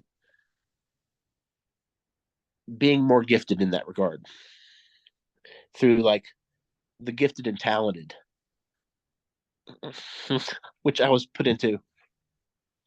And I was already on the radar even before I was in that, from bumping into Daryl. And so my like training and that started even before they knew, and I think that also maybe had something to do with the emotional trauma that I was suffering and dealing with. And then going back to the in utero stuff, just this being an indigo, being a star child, you know, it's that I was already on the radar. So then I start getting taken to this underground facility by my grandmother, who I'm sure had no idea that like the the depth of what she was involving me in. And what happened real quick, whenever you were with your grandmother and you bumped into Daryl the first time, you didn't realize that that was him. What happened with that interaction? Did him and your grandma connect and then they ended up sort of putting you into that together in a sense? Or how did that work out?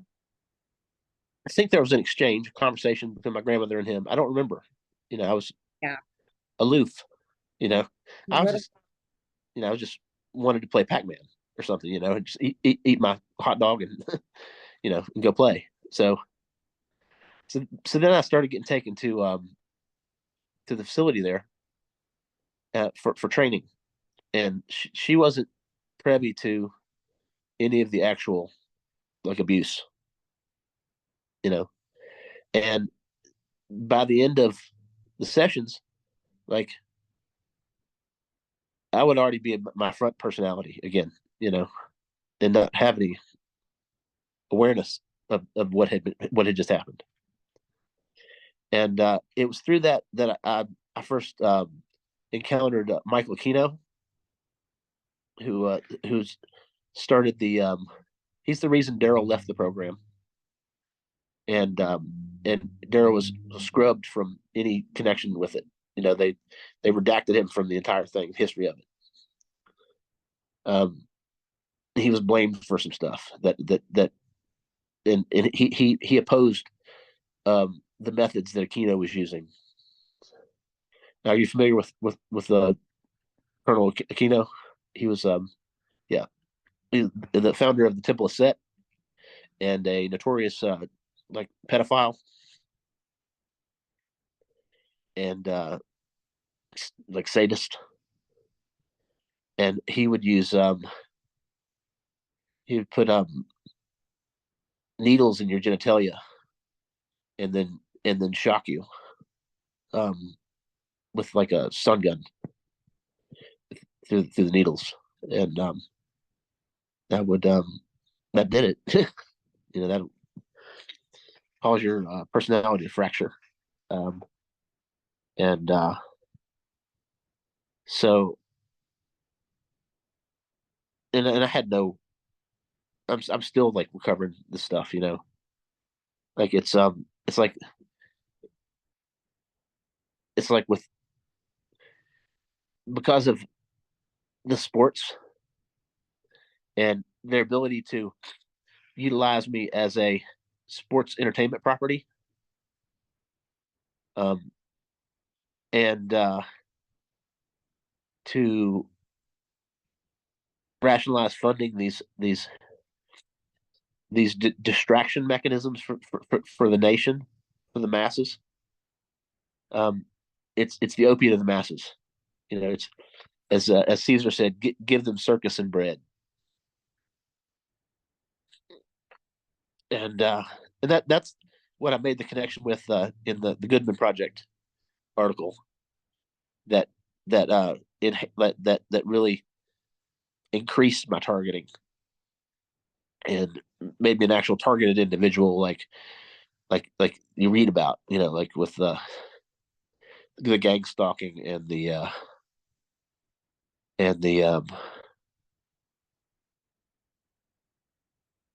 what else?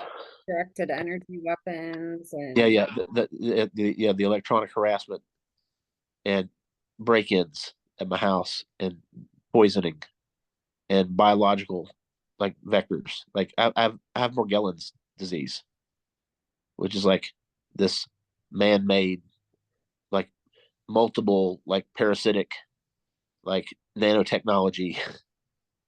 Like it seems like something from a different world, like a different planet. It's like I have the weirdest shit that comes out of my skin, like like little tiny um microchips almost, and like things that are like biofluorescent that glow on their own, and like hairs that move on their own. Like it's it's part of it is called a biofilm, and that's on everything. Everybody has it. That's a product of the chemtrails, seeding through the chemtrails, and most people don't notice it until they have like a diminished immune system, like compromised immune system, or they have like a lot of stress or something, then it kind of becomes something that becomes like recognizable as a dermal uh, dermatological issue. Um, and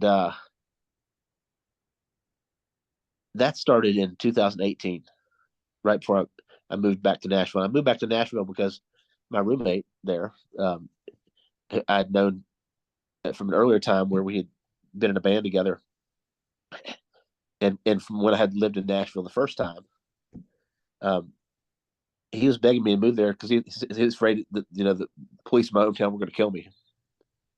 And I get there, and it turns out that he's all part of this, and they were getting me away from my house as a way to set things up in my hometown and to conduct this smear campaign to the point where like people that used to like brag about having taught me swimming lessons suddenly were telling people to stay away from me because I was dangerous. And so part of the targeting is they isolate you from everybody, from friends, family, any type of support system, and then they utilize this directed energy weapons to conduct behavioral modification and extrajudicial punishment. And I came back right before the pandemic, right at the same time I met number 43, who became, she was the one that had the collection of the Zuni dolls, the Kachina dolls. So I realized that was her. That was the person that Daryl had talked about before he died. And she lives in West Virginia, and we became friends. And then she facilitated him talking to me over the phone. He'd been dead since 2016. I had a conversation with him. It felt like telepathy. Like you could, a literal conversation where Yeah, you're hearing him. yeah, and talking to him, and I'm answering him, and we're talking back and forth for maybe 20 minutes. And I don't know if that was some type of AI in voice to skull or what, or if it was actually him. Now learning everything I've learned about remote neural monitoring and V2K and all that stuff, I'm not sure if it was him or not, But he told me that he was going to come back and see me after he was dead, you know. And so suddenly, like after this, I was like on fire, like just like so joyful at the conversation I had with him, and just so hopeful and optimistic. And I had recently made friends with this cat in Nashville, who the next time I went back, I stayed at his farm and helped him with a bunch of stuff. And when I first get there, he goes, "Hey man, have you ever heard of remote viewing?" I'm like, "Yeah." I was like, my mentor was like one of the pioneers in that. He goes, "Well, I'm on this app, this remote viewing app." He goes, "I'm number 7 in the world." He goes, "When we're done today, you should try it." And that night we got done, ate something, we sat down, and he hands me a whiteboard and a pen, and he writes down a set of coordinates on it. And I closed my eyes, and then I drew a big A, and then a horizontal line about a third of the way up the thing, and then some kind of like swoopy lines, like in an angle across the top.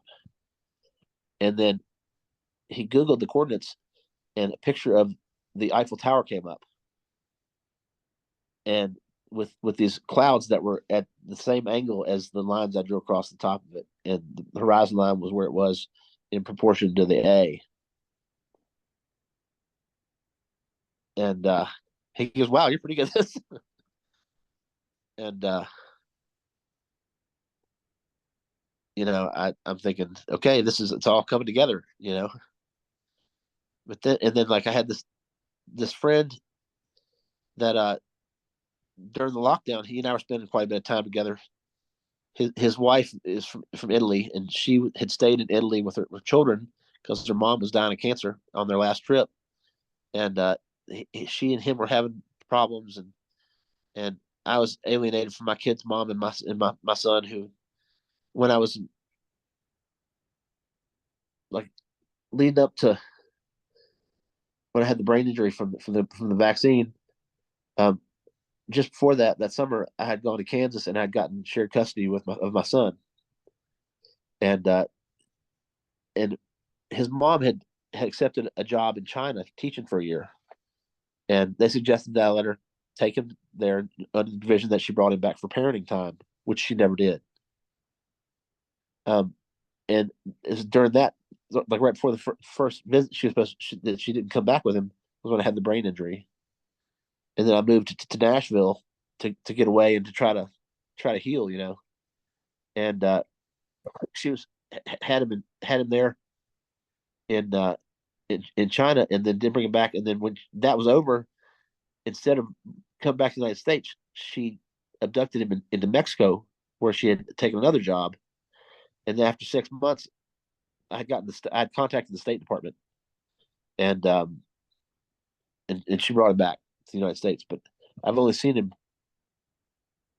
3 times since then. The last time was for an hour, and driving there and back, I had so much directed energy weapon, like radiation, that I had blisters on my face, and my beard fell out, and I had radiation poisoning for like 10 days after I got back, and had been like almost driven off the interstate like a dozen times by different people.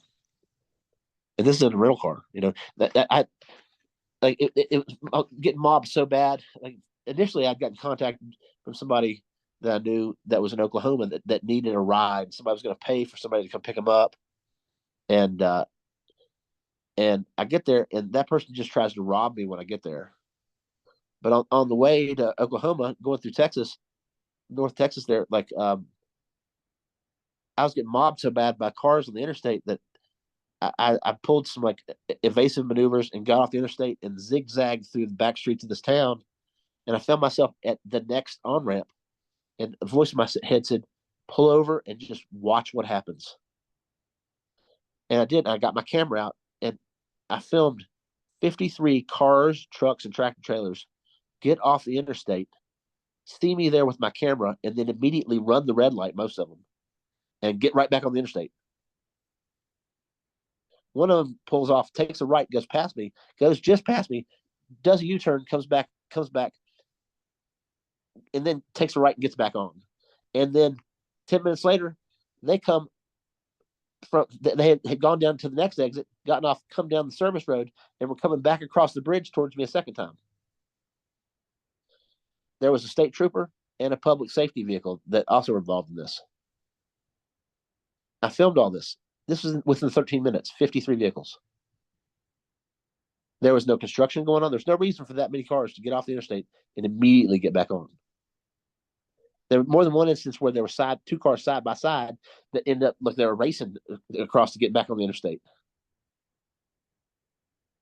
It was, I mean, I would afterwards, I was so freaked out by it that I pulled down. I got off the interstate again and pulled down a dead end and just turned around and parked and just sat there for like maybe an hour and a half just to see if vehicles were going to come down there looking for me, and just worried for my safety. And I'm a big guy, I played running back, Division One, you know, I led the nation in scoring, strong and fast and can handle myself, Like I beat up a fraternity in college one time, because one of my buddies was getting stomped by about 15 people, and I came in to rescue him. Like these, and it was that was one of those situations that made me think there's something that has happened in my life that, I mean, I felt like Neo in the Matrix. I know kung fu, you know, I know something. I mean, the the the bass player in the band that was on stage, we had gone to this fraternity to see the band because my buddy and his girlfriend had gone to high school with the bass player. He said that there was this big mob, and there's like a fight, and then all of a sudden there was this flash that just came down the stairs and hit this group of people so hard that it moved 10 feet. The whole mass of people moved 10 feet, and then one person would go flying in one direction, somebody would go flying the other direction. And this is me working to the middle of the pile. I came down those stairs in 2 steps. I had been on the second floor of this fraternity house, and the fight was going on in the basement. His girlfriend ran to get me and said, "Brandon's getting killed." Well, Brandon was the head coach's nephew, but my best friend at the time. And the head coach that told me that the program didn't have time for me to be depressed. Just a side note, that was one of my dad's college teammates, and whose career I saved, like in signing there, and like early, and having and like that, um, encouraging other people to sign there, because before that, I mean, it wasn't a strong program. People like the top um, prospects in the state of Virginia, they all were going to other states, in colleges somewhere else. And I like challenged in my press conference that I gave at my high school gym. I read this pre-written statement that they had prepared for me to read to the news, challenging other athletes to stay in state to build these powerhouses. And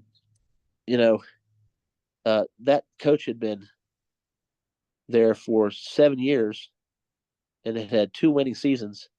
I think 7-4 had been the best season that they had. They had like a 1-9 season, or 1-10, or 2-9 season, and a 3-8 season. And then my true freshman year, they went 2-8-1.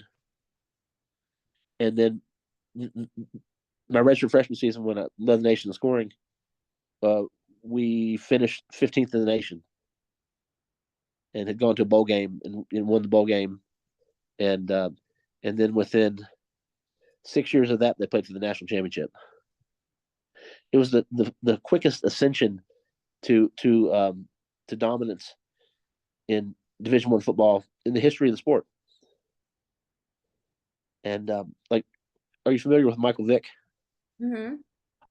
Michael Vick tied my freshman scoring record. He was one of the best athletes to ever enter the NFL. I mean, if it hadn't been for the dogfighting scandal, I mean, he would have,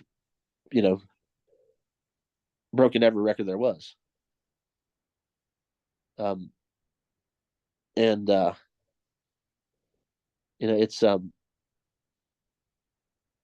it's wild how, like, he was introduced into the Virginia Tech Football Hall of Fame. And there were some protests to that. Like that was the culture he grew up in. He grew up in not a great situation. And I'm not condoning dogfighting, but he still does work with the SPCA to this day. To promote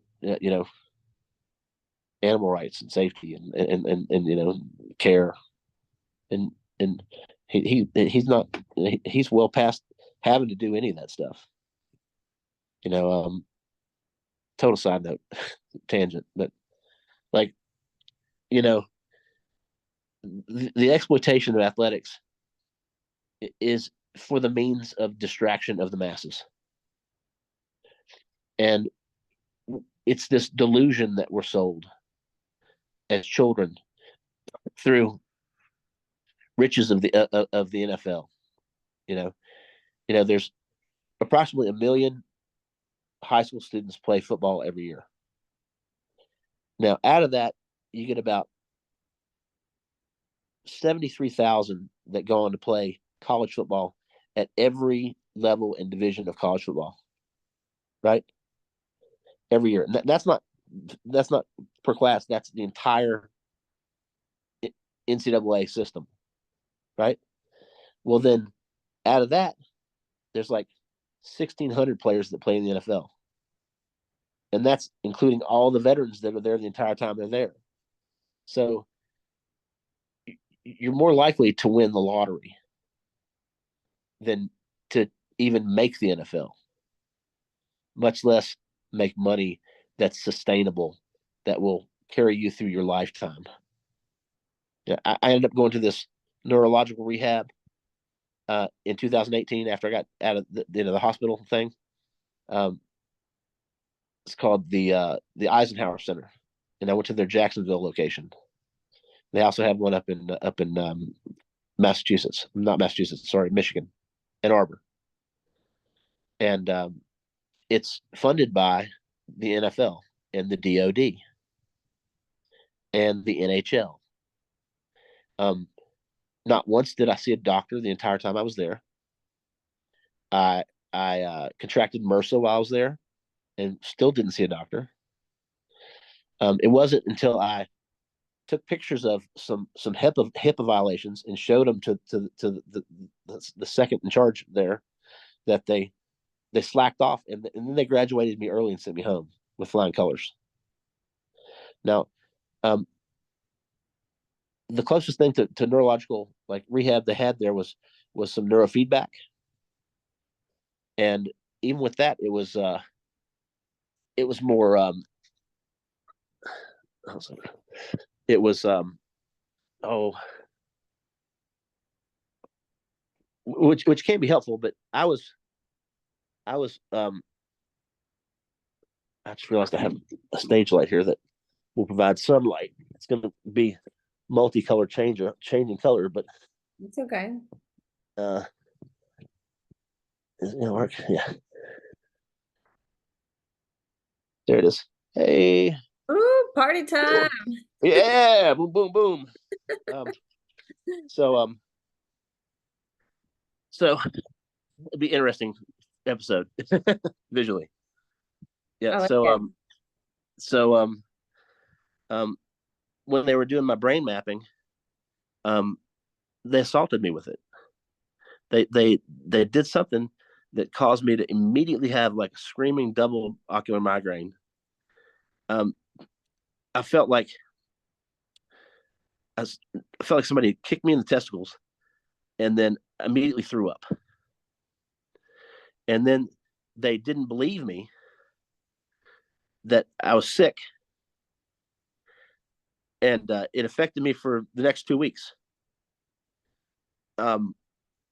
Because I mean, they gave me a brain injury at this place where they're supposed to help me try to heal from and learn to deal with it. And I was treated like a juvenile delinquent while I was there. Basically, like um,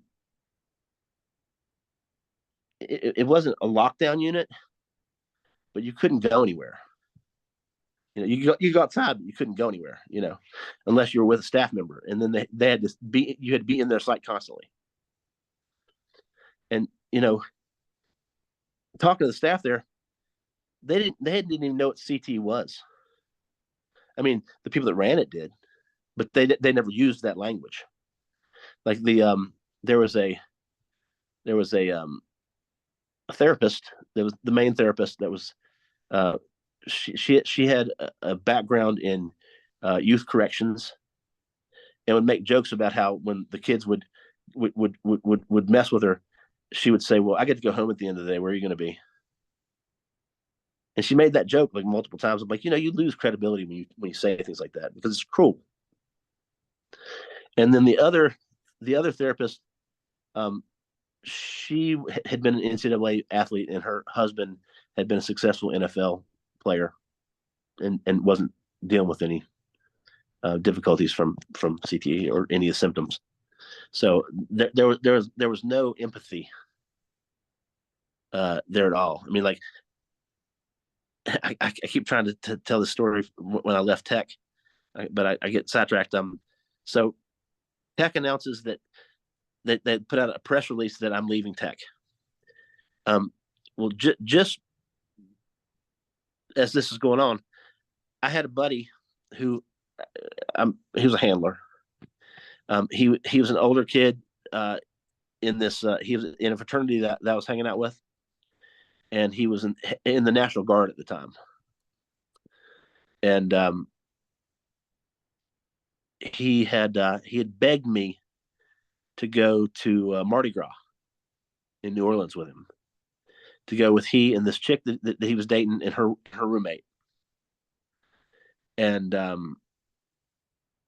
I was horribly depressed. I didn't have any money, like I got like $50, to my name. And he's like, I got you, I'll cover you. And then like I'm like, okay. And then like right after I got on the phone with him, my phone rings 3 times. It was the ABC, the NBC, and the CBS affiliates wanting to interview me about leaving tech. And I said, well, I'm getting ready to get in a car here in about an hour to leave to go to Mardi Gras. And like, we'll be there in 30 minutes. They drove to my house and set up, and I had a press conference in my bedroom at my off-campus house, the same room that I sat and watched Apocalypse Now over and over and over and over again. That I was leaving tech, and then less than 48 hours after that, I get separated from the people I'm there with. Like I had, we got there, we ran into another guy that was in the same fraternity, whose mom was the dean of students. Now, I forgot to mention the guy who had begged me to go down there. He was the vice president of the SGA, Student Government Association. So, and he was this little Italian guy that's really, just always, kind of high energy. And he was being really stingy. He said he'd pay for everything. Like I couldn't even, I couldn't order a beer or like something to eat without him just, bitching about money. So that second morning after dealing with that, like I drank a bottle of Mad Dog 2020, like banana red for breakfast, and ate the free crackers at the restaurant instead of ordering food. And so the day progressed. We wound up at Pat O'Brien's. We ran into this other guy whose mom was the dean of students. And he goes, "You want to go smoke a joint?" I'm like, "Yes, please." I need to get away from these folks, for a little bit. So we end up going to a hotel on the other side of Canal Street and smoking some weed. And as we're coming back, there was a parade blocking the road. So we had to wait till the parade was over before we could get back over to Bourbon Street. And so we go in this Walgreens. He gets a pack of cigarettes. I get a Coke, and come back outside. And they're throwing like beads and like these coins that each of the different parades has a different coin associated with it. So I got the pocket full of these coins and things, and waiting for this thing to pass. And we get back to Pat O'Brien's, and the people that I had gone there with are gone. And we didn't have a hotel room for that night. And so the other guy's like, "Will you just hang out with me? You'll have a spot." So then, as the night goes on, like there's 2 things they'll arrest you for down there during Mardi Gras. One of them is peeing in public, and fighting is the other one. Those are the 2 things that people were getting scooped up on. So we found the place that would give you a ticket for the bathroom for every beer that you bought. And we just kind of hung tight there at the upstairs bar. And so he leaves to go use the bathroom at one point, and never comes back. And while I was sitting upstairs by myself, these 2 women came and parked themselves on either side of me and started buying me rounds. And at one point, I decided I need to go check on my buddy, and the bouncer informed me that he had been kicked out because he was asleep at the bar. And so I go back upstairs, and these women have a round of shots ready when I get there. And they're like, "Here, we shots, yay," And I take the shot, and I just remember it tasting bitter, like something was not right. And they're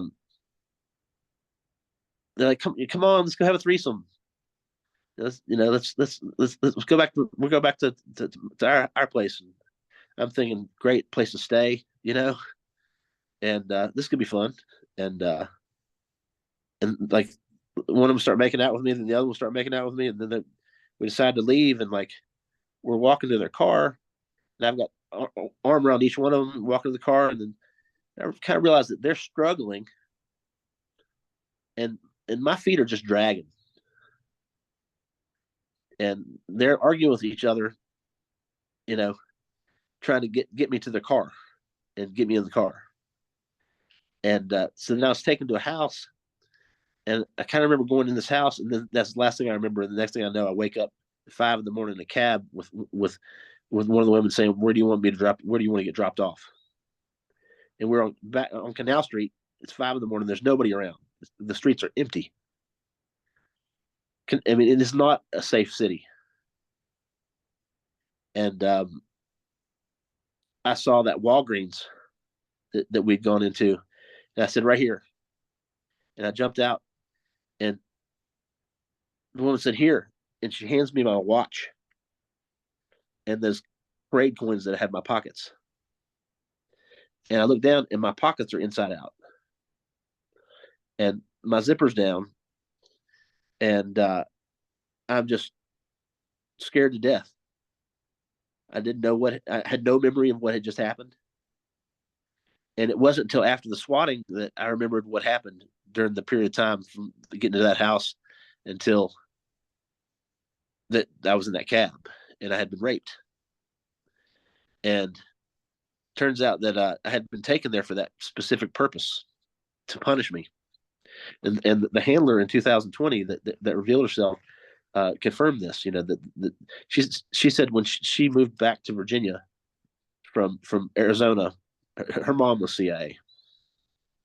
And when she got back to Bedford, there was in 2009 there was a dossier about inch and a half thick with my name on it, sitting on the dining room table that she was supposed to study. I didn't meet her for 11 years until 2020.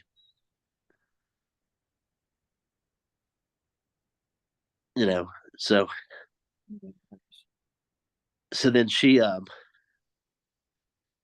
confirmed, like as I was going through just a checklist through my life of people that just things just all seem to fit like this kind of like profile of like the instantaneous friend.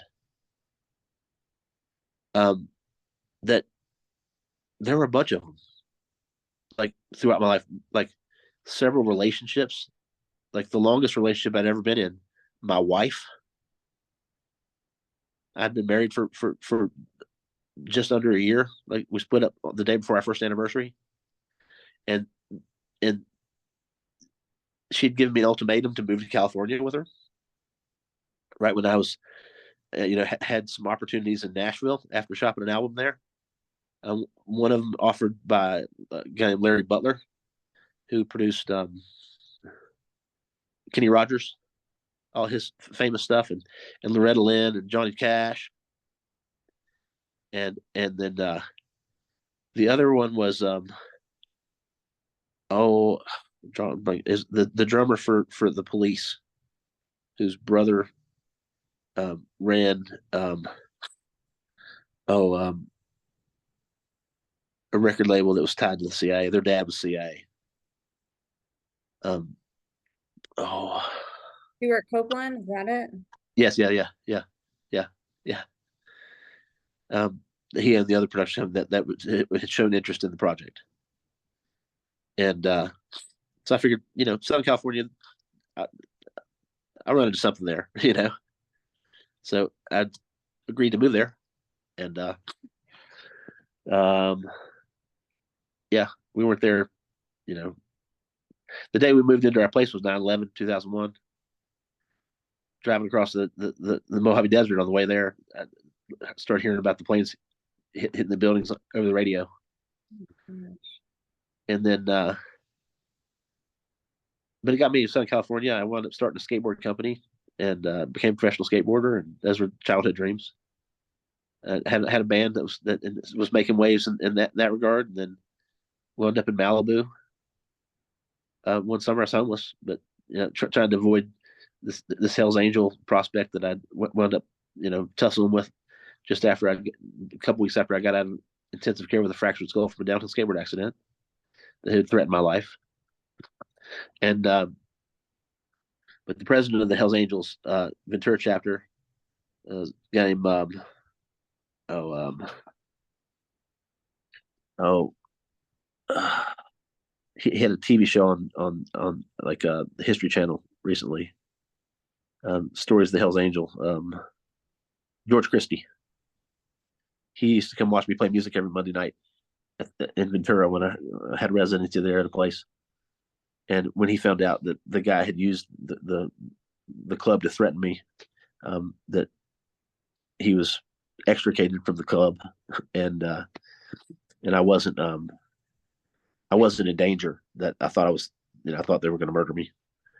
So that's part of the reason I packed up and lived in my truck, following that, and moved it down to Malibu. But like, I played this one gig in Malibu. At the Doom Room, I opened up for a band called 454, who was like, it was the like Barry Oakey Jr. The bass player was his dad did Barry Oakey, had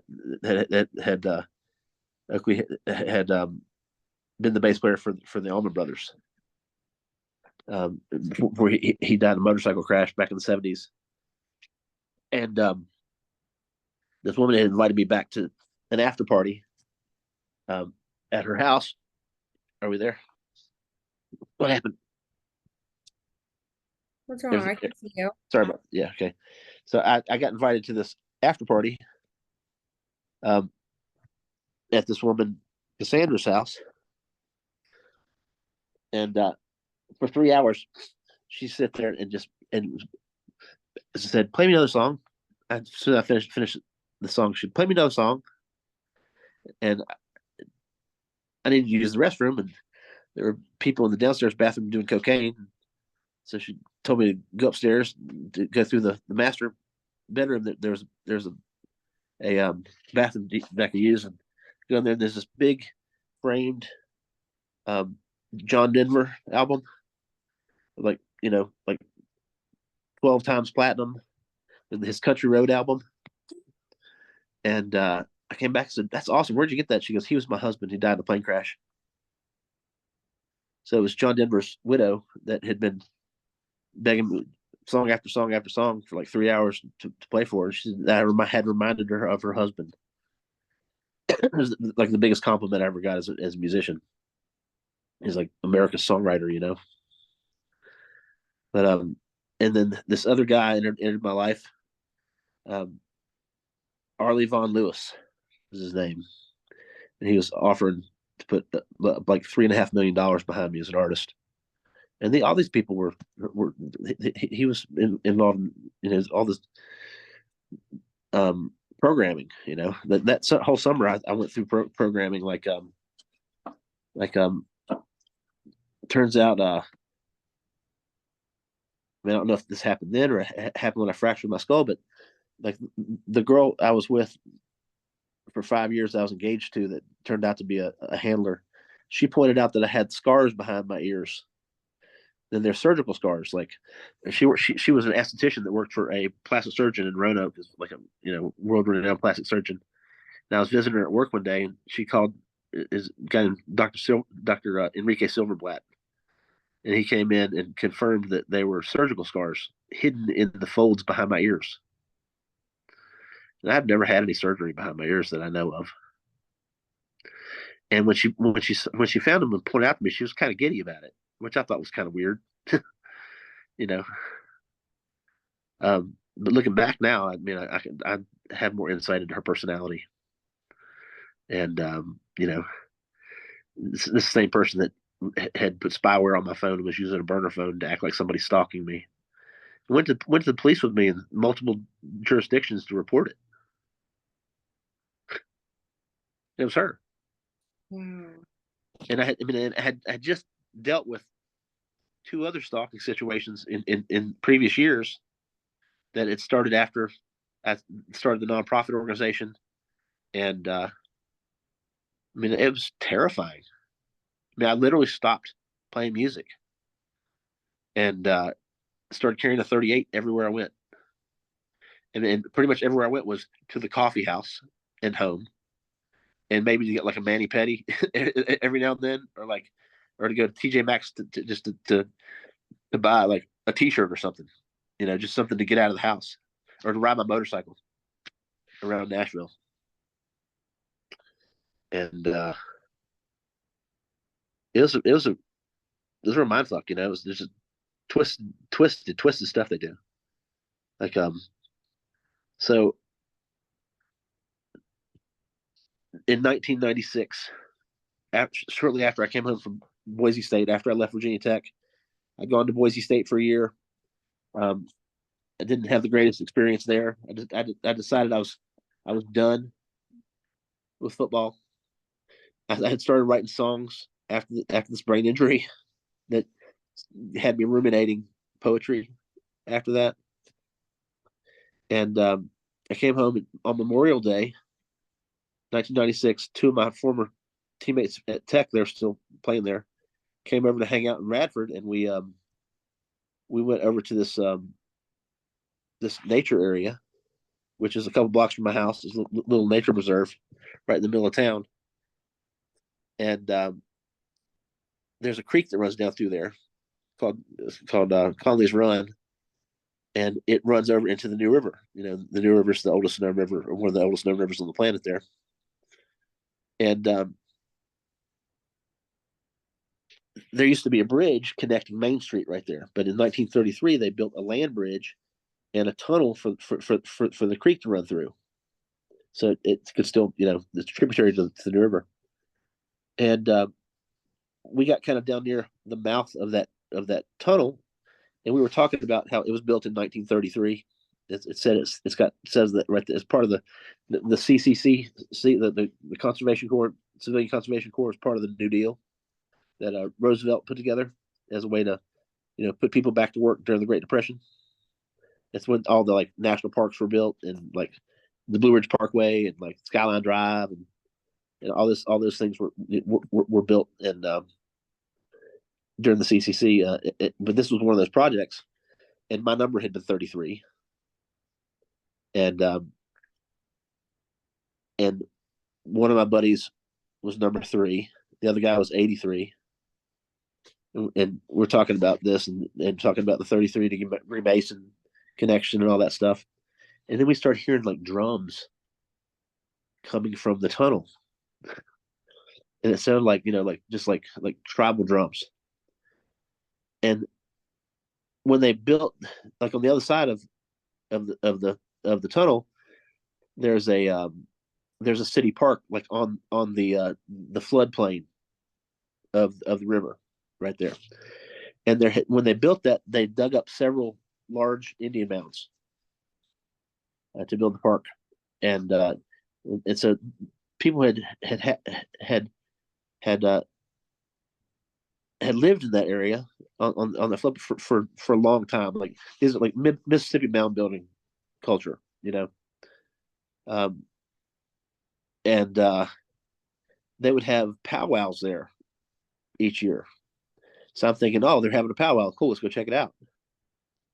So as we're walking through the tunnel, there's a water main that ran through the tunnel above the water line that you could walk on. And this little park's it's like a block and a half from where I grew up. So it was like my playground as a kid. We'd go down there and play army and like tag and all kinds of stuff throughout the woods. And there's a cave there, and so we're hearing these drums, and about halfway through this tunnel, like as I'm talking, and it's got this kind of like cool echo going on from the just from the acoustics inside this tunnel.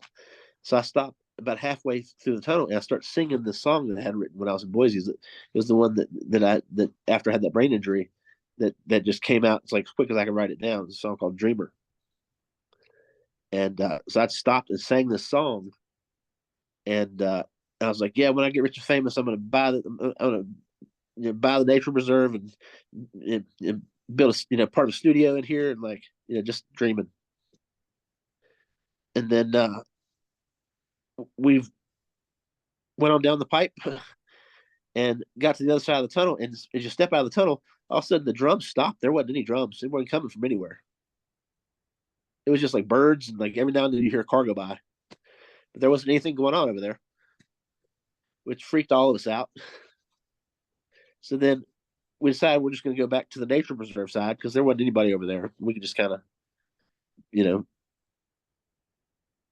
enjoy nature, each other, and as we're walking back through where I had stopped and started singing, there was a hole in the earth, the width of the tunnel. It was just like a whirlpool that just dropped out into blackness, like a wormhole. And like one of my buddies thought I was going to jump in, and I said, "Well, what were you going to do? Stop me?" He goes, "No, I was going to follow you." And so I sat there. I like had crouched down, was like trying to get as close as I could to look down there and to check this out. And like, and we'd thrown something down in it, and it just never stopped. It just kept going, never hit anything.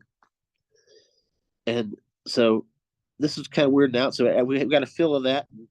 Went ahead and went back over to the nature park, and we're sitting there kind of hanging out, and I felt like I had gotten like this download of information that sorry that was like just it's just like just instantaneous like knowing of information. And I started talking about how everything in the universe or the multiverse, which I didn't call it that at that time. I said, it's like, but there's this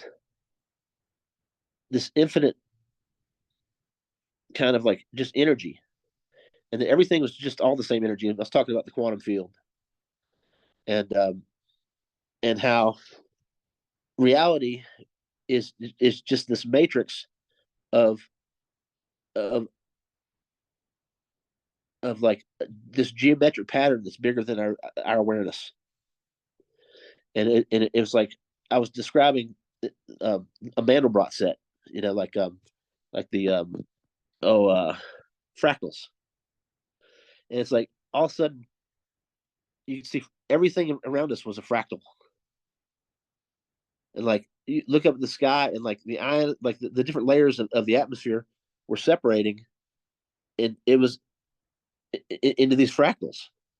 Even the way the valley itself was laid out, and the way the trees formed to open up to the sky was a expression of fractals of this Mandelbrot set. And I was talking about how it's like it's a 4-dimensional, Mandelbrot set. I didn't know that was the name of it at the time, but just a complex geometric like algorithm.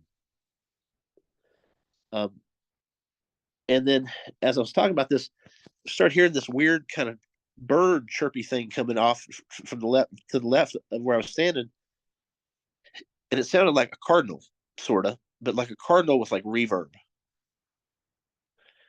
And I go over to this tree where it seems like it's coming from, and there's nothing in the tree. It's just there's no bird. My buddy's like, "It's just birds chirping." I'm like, "You see any damn birds?" And I started shaking the tree. Nothing flew out. Nothing. There's nothing there. And we're thoroughly freaked out at this point. I mean, after all the stuff has been going on, like so we decided we're going to go back to my house. They're going to go. They're probably going to go home. As we're leaving, you had to walk back up, had to walk down a little ways, and then back up this road. And there's a parking lot at the top of the hill, um, that's locked with a chain. And like that park had been closed for a while because initially the Parks and Rec had built a bunch of nature trails, and they didn't um, they didn't maintain them, so it was dangerous. So they just closed the park. I mean, a few years after in the late '70s when they opened it like that, and then it wasn't open. I mean, you could go there, but there was no parking lot to access. And suddenly on the way out, there was a car parked inside the parking lot, inside the locked parking lot. And when I say car, I use that word lightly. It just looked like a car. And the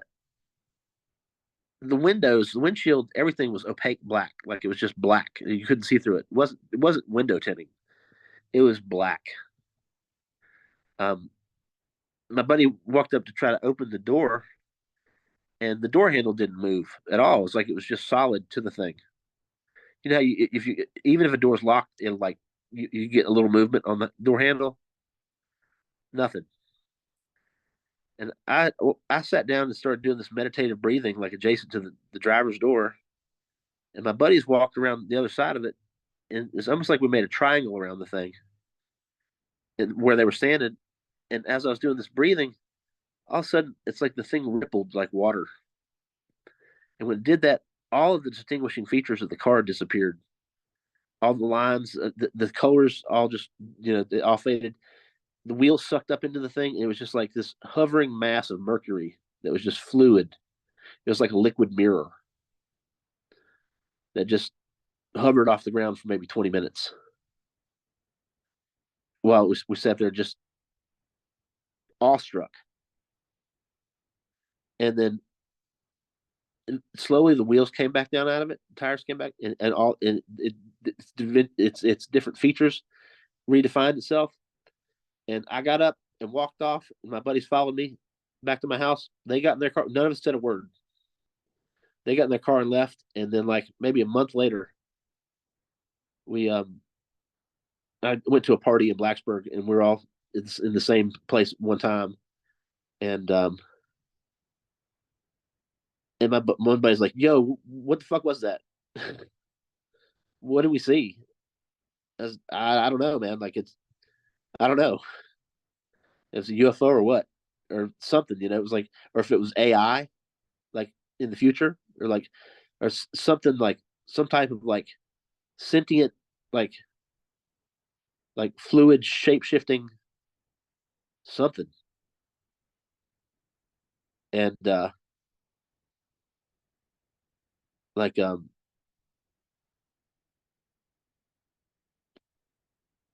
came to learn through one of my handlers in the last few years. Daryl had told me that he called me the dream catcher, and I didn't realize that was what the term that they had used when I was a kid. Um, and if you look at a dream catcher, it's like a two-dimensional representation of a vortex. You know how the strings tie into themselves as they yeah spiral into themselves. And I was talking about that to this handler that I just thought was a buddy of mine until I realized that's what he was handling. He was manipulating me. But he said, "Have you ever considered that that you are the vortex?" And and then I suddenly remembered more about the Stargate, and one of the psychic abilities. It's a whole bunch of different shit. It's not just like precognition or like remote viewing. It's like telekinesis and stuff like that too. Well, some of us have the ability of telekinesis to the extent of apparently I punched a hole through the space time continuum when I was like 6 or 7, 8 years old, something like that, just through projection. And it was the same thing that they were doing with the Montauk chair. Are you familiar with the Montauk Project, where they had taken some hardware that they had um, found in a crashed spaceship, and it was a thought projector, and whatever you thought, it would project it into reality. Um, and then they would strap you in this thing and then stress the shit out of you and abuse you as a way to like generate these strong electromagnetic fields. Well, some of us can do that without the chair.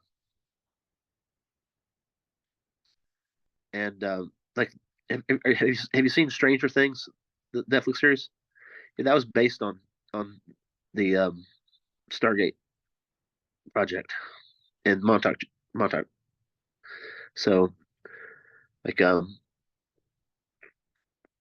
those things are real. Like there's like when we tour space the space-time continuum, like things started coming through. It didn't just offer us up a highway into the cosmos and into different dimensions, but it also opened the door for other things to come through. And like this thing that came through at the tunnel. And I don't think that it had any. Um, I don't think it was malevolent, because it showed itself to us. Um, but I think that it was known that had happened. I mean, when we were talking about it, just to our friends and stuff, like there were enough people already trying to contain any potential leakage of that's the handling of after you know the stuff that happened when we were kids. There are constantly people in our lives that were trying to do damage control and containment, so that A, we didn't remember these things, and B, if we did, we didn't convince anybody that they had happened, or the, or you know, or to to discredit us if we did, and just try to make people think that we're crazy. And like the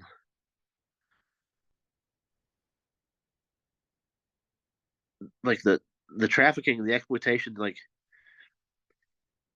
the stuff that like Kathy O'Brien went through, like I wasn't sex trafficked, but I was trafficked, you know, as an athlete, and but I mean there's sex programming and stuff that happened too. It was used as a punitive thing, um, through like the Michael Aquino stuff, and like the thing that happened to me in New Orleans, to where I mean I'm not the same person, I mean half the time I'm not really sure. I mean I know who I am, but there's all these weird, like, way too, like, lucid dream like memories that, like, I mean I used to wake up like Nathan, like I was terrified that I had done something, like, harmed somebody, and these vivid memories of, like, just like being covered in blood, and and uh and I fear that those weren't just dreams. Like, the more that I think about it, like, is it's awful. I mean, when I was a teenager, I had this weird fascination with serial killers, just to try to understand the psyche of somebody that would do those things. And I wouldn't hurt a fly, like, but, like, I don't know if there's another part of me that is that thing that that wound up, like, in a fight with that Hell's Angel guy that got away from, even though he was twice my size, or the guy that that moved that crowd of people 10 feet and then dragged somebody, up a set of stairs and threw him up the stairs to try to get him off my arm after I'd shaken like 10 people off of me. As somebody ran towards me to try to punch me, and before he got to me, I was able to kick him under the chin. And being attacked by, like, a fourth-degree black belt, so, just trying to sucker punch me after a bar closed one night in Blacksburg. And I was able to block that, flip my hat and glasses off the same way that I had done when the Hell's Angel guy attacked me, or the Prospect guy. And then, like, I was wearing this leather, like, blazer, and went to flip that thing off, and it got hung behind my arms, so my arms were, like, hung behind my back. I didn't have weight, but I was able to. He didn't land a punch or a kick. It was like a Jackie Chan kind of thing. Just you know, avoid him. And, like, other times were like, like with the nonprofit organization, we used to do things with the Ward Burton Wildlife Foundation. We did warrior events, and it'd be like hunting and fishing, and so there'd be like archery and like target shooting and like fishing in this trout pond, and like one of the target things was pistol, and I'd never shot this pistol in my life, and I got 26 out of 30 with it, and the only person that beat me was the guy who was running it, who ran the range, the shooting range for the army at the army base. And he got 28 out of 30. The same day, I used in the archery thing. They had this old style, like bolt style crossbow, which I had never seen one in my life, to my knowledge. And I got 3 bullseyes, one at 10, one at 20, and one at 30 yards. I never touched one before. I had 30 out of 30 with that. Like, and remember, I'm legally blind in one eye, in my right eye, and I shoot right-handed. So like, those things seem implausible. I mean, nothing's impossible, but like, so it seems like there's like advanced training with these different implements of death. And that's not something that you have recovered memories of right now. No, but I have the skills, and if somebody attacks me, I have the ability to protect myself in a way through, even people that are advanced fighters, or that have a huge like size advantage on me. I mean, when I say the biker guy was big, he was like 6'8", 350 pounds. I'm 6 feet tall and was maybe 190 at the time, 180, because I was really thin. I was skateboarding all the time, like 6 hours a day. And honestly, I was like maybe 3 weeks out of intensive care with a fractured skull too. So like, and he'd bounced my head off the ground a couple of times. I heal really quick. Like that brain injury caused from that TDAP. I mean, I should be disabled for the rest of my life. I had to use a cane to get around for the first 6 months, so I wouldn't fall all the time. I think I'm probably maybe 90% recovered from that. But anyway, I know it's getting late. Well, you had sent me, there were 2 more things that I wanted to go over. Okay. Yes, it is getting late, so we can definitely, I'd love to do another episode with you. But you had wanted to talk about that one thing that you wrote in the email that I can bring up. But before that, you had sent me a couple slides that were really fascinating about Virginia Tech's relationship to the CIA and, uh, collaborating that with Kathy O'Brien's story. I didn't know if you wanted to go over that because I think it goes well with what you're talking about right now. And, Yeah, it's in researching after the shootings at Virginia Tech, I found out that, and I didn't put any of this in my report, and there was that report that got squashed. It got, all of them got shredded, and it freaked me out to the point where the only people that knew that I was writing this were board members from my nonprofit.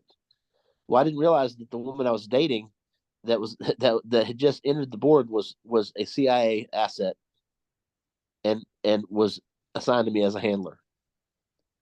So I mean, I could understand if that had happened at the Kinko's in Blacksburg, but this is in Asheville, North Carolina, where that happened when I was living with Artemis Pyle from Leonard Skinner.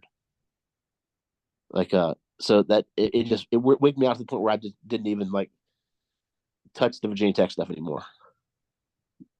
I did speak at the Virginia Tech Victims Families Foundation yearly meeting that they had in Baltimore, where they would meet, and they funded some of the stigmator activities we did, but I never tried to associate or do anything with Virginia Tech again after that. But one of the things that I had found after the shootings in the year or so after doing this research was that the CIA had been on campus the week prior running drills.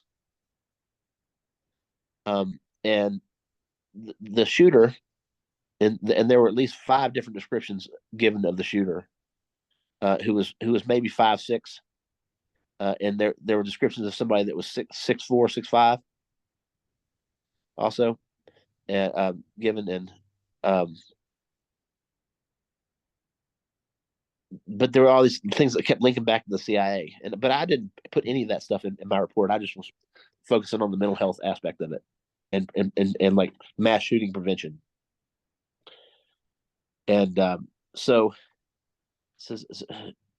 we've been receiving numerous calls, emails, alerting the fact that Virginia Tech's pulling links from their website concerning their relationship with the CIA. The CIA does a lot of recruiting out of Virginia Tech.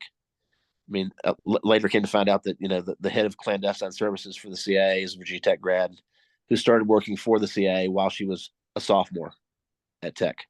Her dad had been a part of the clandestine services going back to the OSS days, but before it was called the CIA, Office of Strategic Services, that was born out of World War II.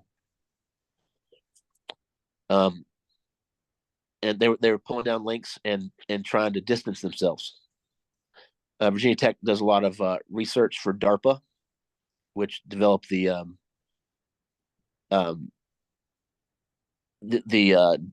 electronic weapons, the direct energy weapons that are used on targeted individuals, which are soon to be used on everyone, the whole populace of the United States, as for population, for controlling the population. But programs linked to NASA and other agencies. As bizarre, recently taken of Cho in wearing a U.S. Marines uniform. This was a kid who was a selective mute, who was bullied relentlessly as a kid, to the point where he didn't talk. He was a senior, still living in the dorm, and they had him in a 3-up where there were 3 people in the room. And one night his 2 roommates who were like freshmen got him drunk, and the shit he said was so terrifying to them that they both asked to be moved out of the room.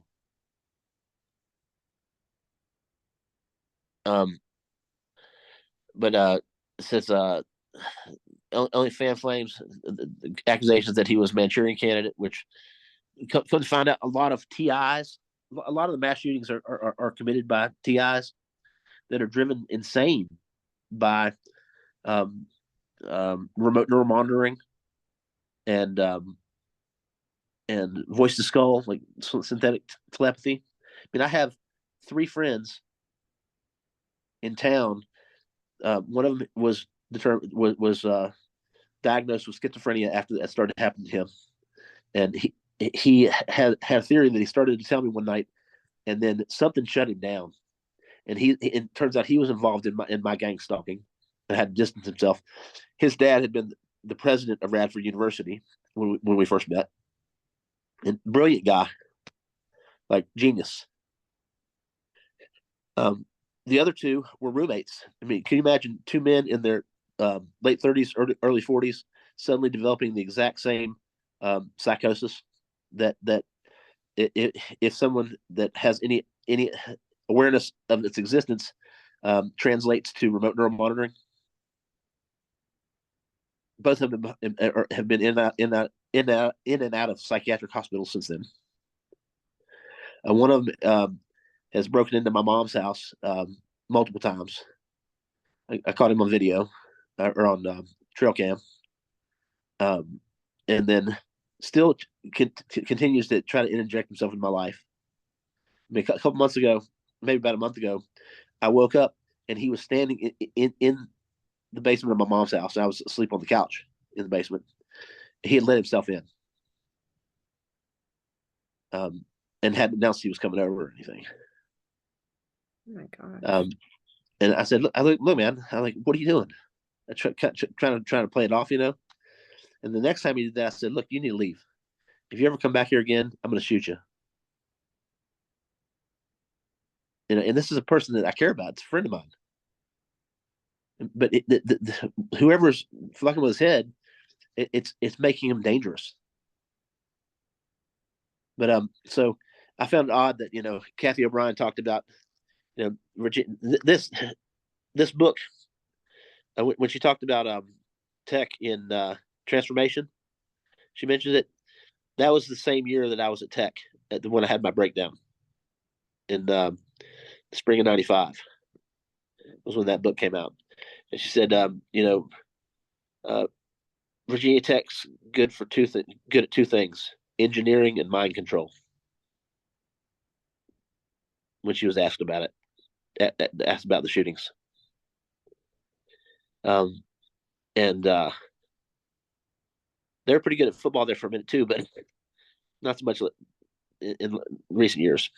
However, they did win the Military Bowl, which oddly enough is the Military Bowl at the Naval Academy. Wow. This just yesterday or the day before. But it's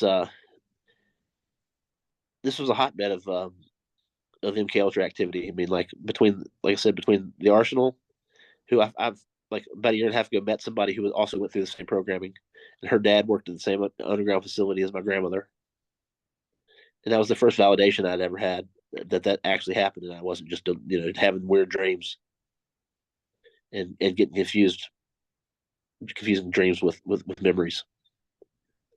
And I don't expect anybody to come out and like say, yeah, you're right, all that shit happened, because they're still trying to hide it, and they're still trying to make us just seem crazy. Yep. I mean, like right when I was getting ready to come over here, like I had to come to some place that was secure because like I was at my mom's house and I could hear my sister and my mom talking upstairs. My dad lives in Boise, Idaho. He was just here a few months ago. And suddenly I hear my sister talking to my dad on the phone, telling him what time dinner is going to be. And like, I just know that I'm going to go home to some type of like weird intervention. And because I've been talking about this stuff more and more on social media, and I was on a podcast last week, and I text my sister. I'm like, "What are you guys making all that food for?" She goes, "Oh, the whole family's getting together for dinner at 6." I'm like, "That's funny. Nobody said anything to me about that." So, like, I wanted to make sure that I could have this conversation before they try to like send me off to the damn, nut house again, or whatever. Like I'm just, Oh my um, goodness. It's it's late not, for you. It's after 6 there, isn't it? whatever. I can eat leftovers. Oh, I'm not trying to get like I don't like being surprised by shit like that. I left for a reason because I do not respond well to stuff like that, especially after. I mean, after the last shit that happened, like my sister eventually became the principal of the high school, and I got my rights back as far as like access and able to go on to school property and like go to events and stuff like that. I went to the state championship game a couple weeks ago that the football team won. Just in support of my friend's son who was on the team. And so many people came up to me and you know, and just because I was there, because it's been a public kind of thing, that I've been dealing with. And one of the people that I ran into while I was there was the magistrate, and he'd given my head football coach, high school coach, a ride there, and I was sitting there talking to my coach, actually two of them, two of my friends' dads that I'd grown up with, the head coach and the defensive coordinator, and then I saw Garland way off in the distance, Magistrate Fry, who was a detective when I was in high school, and one of the football coaches. And I was like, hey, he hates being called Garland. He goes by Wayne. But I'm like, Garland! He just jerks like this, I'm like, come here. I'm like, get a picture with me. He looks so uncomfortable in that picture. I mean, on the way to my sister's house for my niece's rehearsal dinner before her wedding 2 years ago, I was late. Like I'm always late. I got no concept of time. And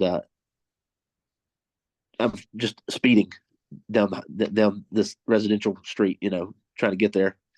And I see two people walking. I'm like, oh shit, I slow down. It's like the last thing I need is people talking about how I'm out here driving like a maniac. As I get closer, I realize it's the former deputy chief of police, and her husband, who was the magistrate, walking along. They live in that neighborhood, and he looks up and sees me and jerks like this, like I'm going to drive over him. I just waved at him, smiled. I mean, that's guilty conscience, you know. But Oh, yeah, goodness. yeah, Wow. it's I'm still living within that, and I found out that one of my closest friends, the older brother of the guy that broke into my mom's house, like he's heavily involved. They both worked for a guy who's Freemason, like high up in the Freemasons, and then I'm being, gang stalked by Freemasons and a outlaw biker gang and um, a bunch of evangelical kind of like uh, uh, Pentecostal holiness folks who bought my warehouse and the house at the end of my driveway, um, and had moved in people to the other houses around my house. It's it's weird. It's weird, but Emma, I want to thank you for having me on and allowing me to just ramble. It's um it's a lot to try to put into context, and it's hard to stay in one groove with trying to explain one thing because there's so many loop backs um, that pertain to how the scenario got set up. Like that it's no wonder people find it hard to follow. These stories are really complex. I always say it's good to try to go chronologically, but it never goes chronologically because you can't. You have to skip present to, future to past. And there's a lot that goes into these stories. And you did great keeping everything. I mean, we covered a lot of information today that has to do with your story. So I want to thank you for being brave enough to come share and for spending time with me. I know it's late there and you didn't have, even like lighting and stuff like that. You took time out to, spend this night and the last part of your day with me sharing this story. And you're invited back anytime. I know that there's still so much more that we could talk about. So you are more than welcome to come on anytime. I'd love to have you back. And I'm definitely going to check in with you later if you don't check in with me first to make sure everything goes okay whenever you go back home. Thank you so much. I'll send you my number so that Okay. you can just contact me directly if you need to. I appreciate it. Yeah, I sent you a little video there too. That's something that my closed circuit um, security cameras captured of my driveway um, back in June of 2021. I call it the shapeshifter or the skinwalker video. And I don't know if you want to throw that up there. And it's the last thing I sent, maybe, or it's the only video I sent, or Um, no, or maybe it didn't send. I think it didn't send. We'll save that one for the next one. okay. I was gonna say this is the last right here was the last one that Yeah, yeah, that is a bunch that is directed energy weapon manufacturers in the New River Valley. I've had Cole Morgan. I've had multiple gang stalkers from there. I had FBI agents that were agents in place that worked for Cole Morgan come into my house to profile me under the guise of buying records.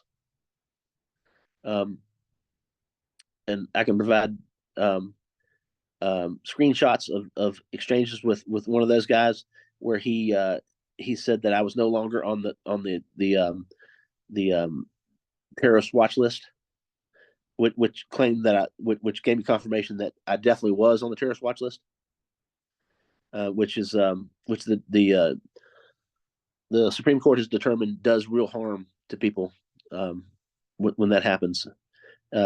not least of which is getting them listed as a non-investigative subject, to where these other proxy groups that work with the fusion centers, when they start gang stalking you, they don't stop when you come off of there. They continue to terrorize you. I mean, it's a form of terrorism, and it destroys people's lives. People, I mean, their goal is to cause people to commit suicide, or end up in mental institutions, or to create or commit some crime to where they end up in prison, and then they can go in and swoop in and get their property and profit off of it.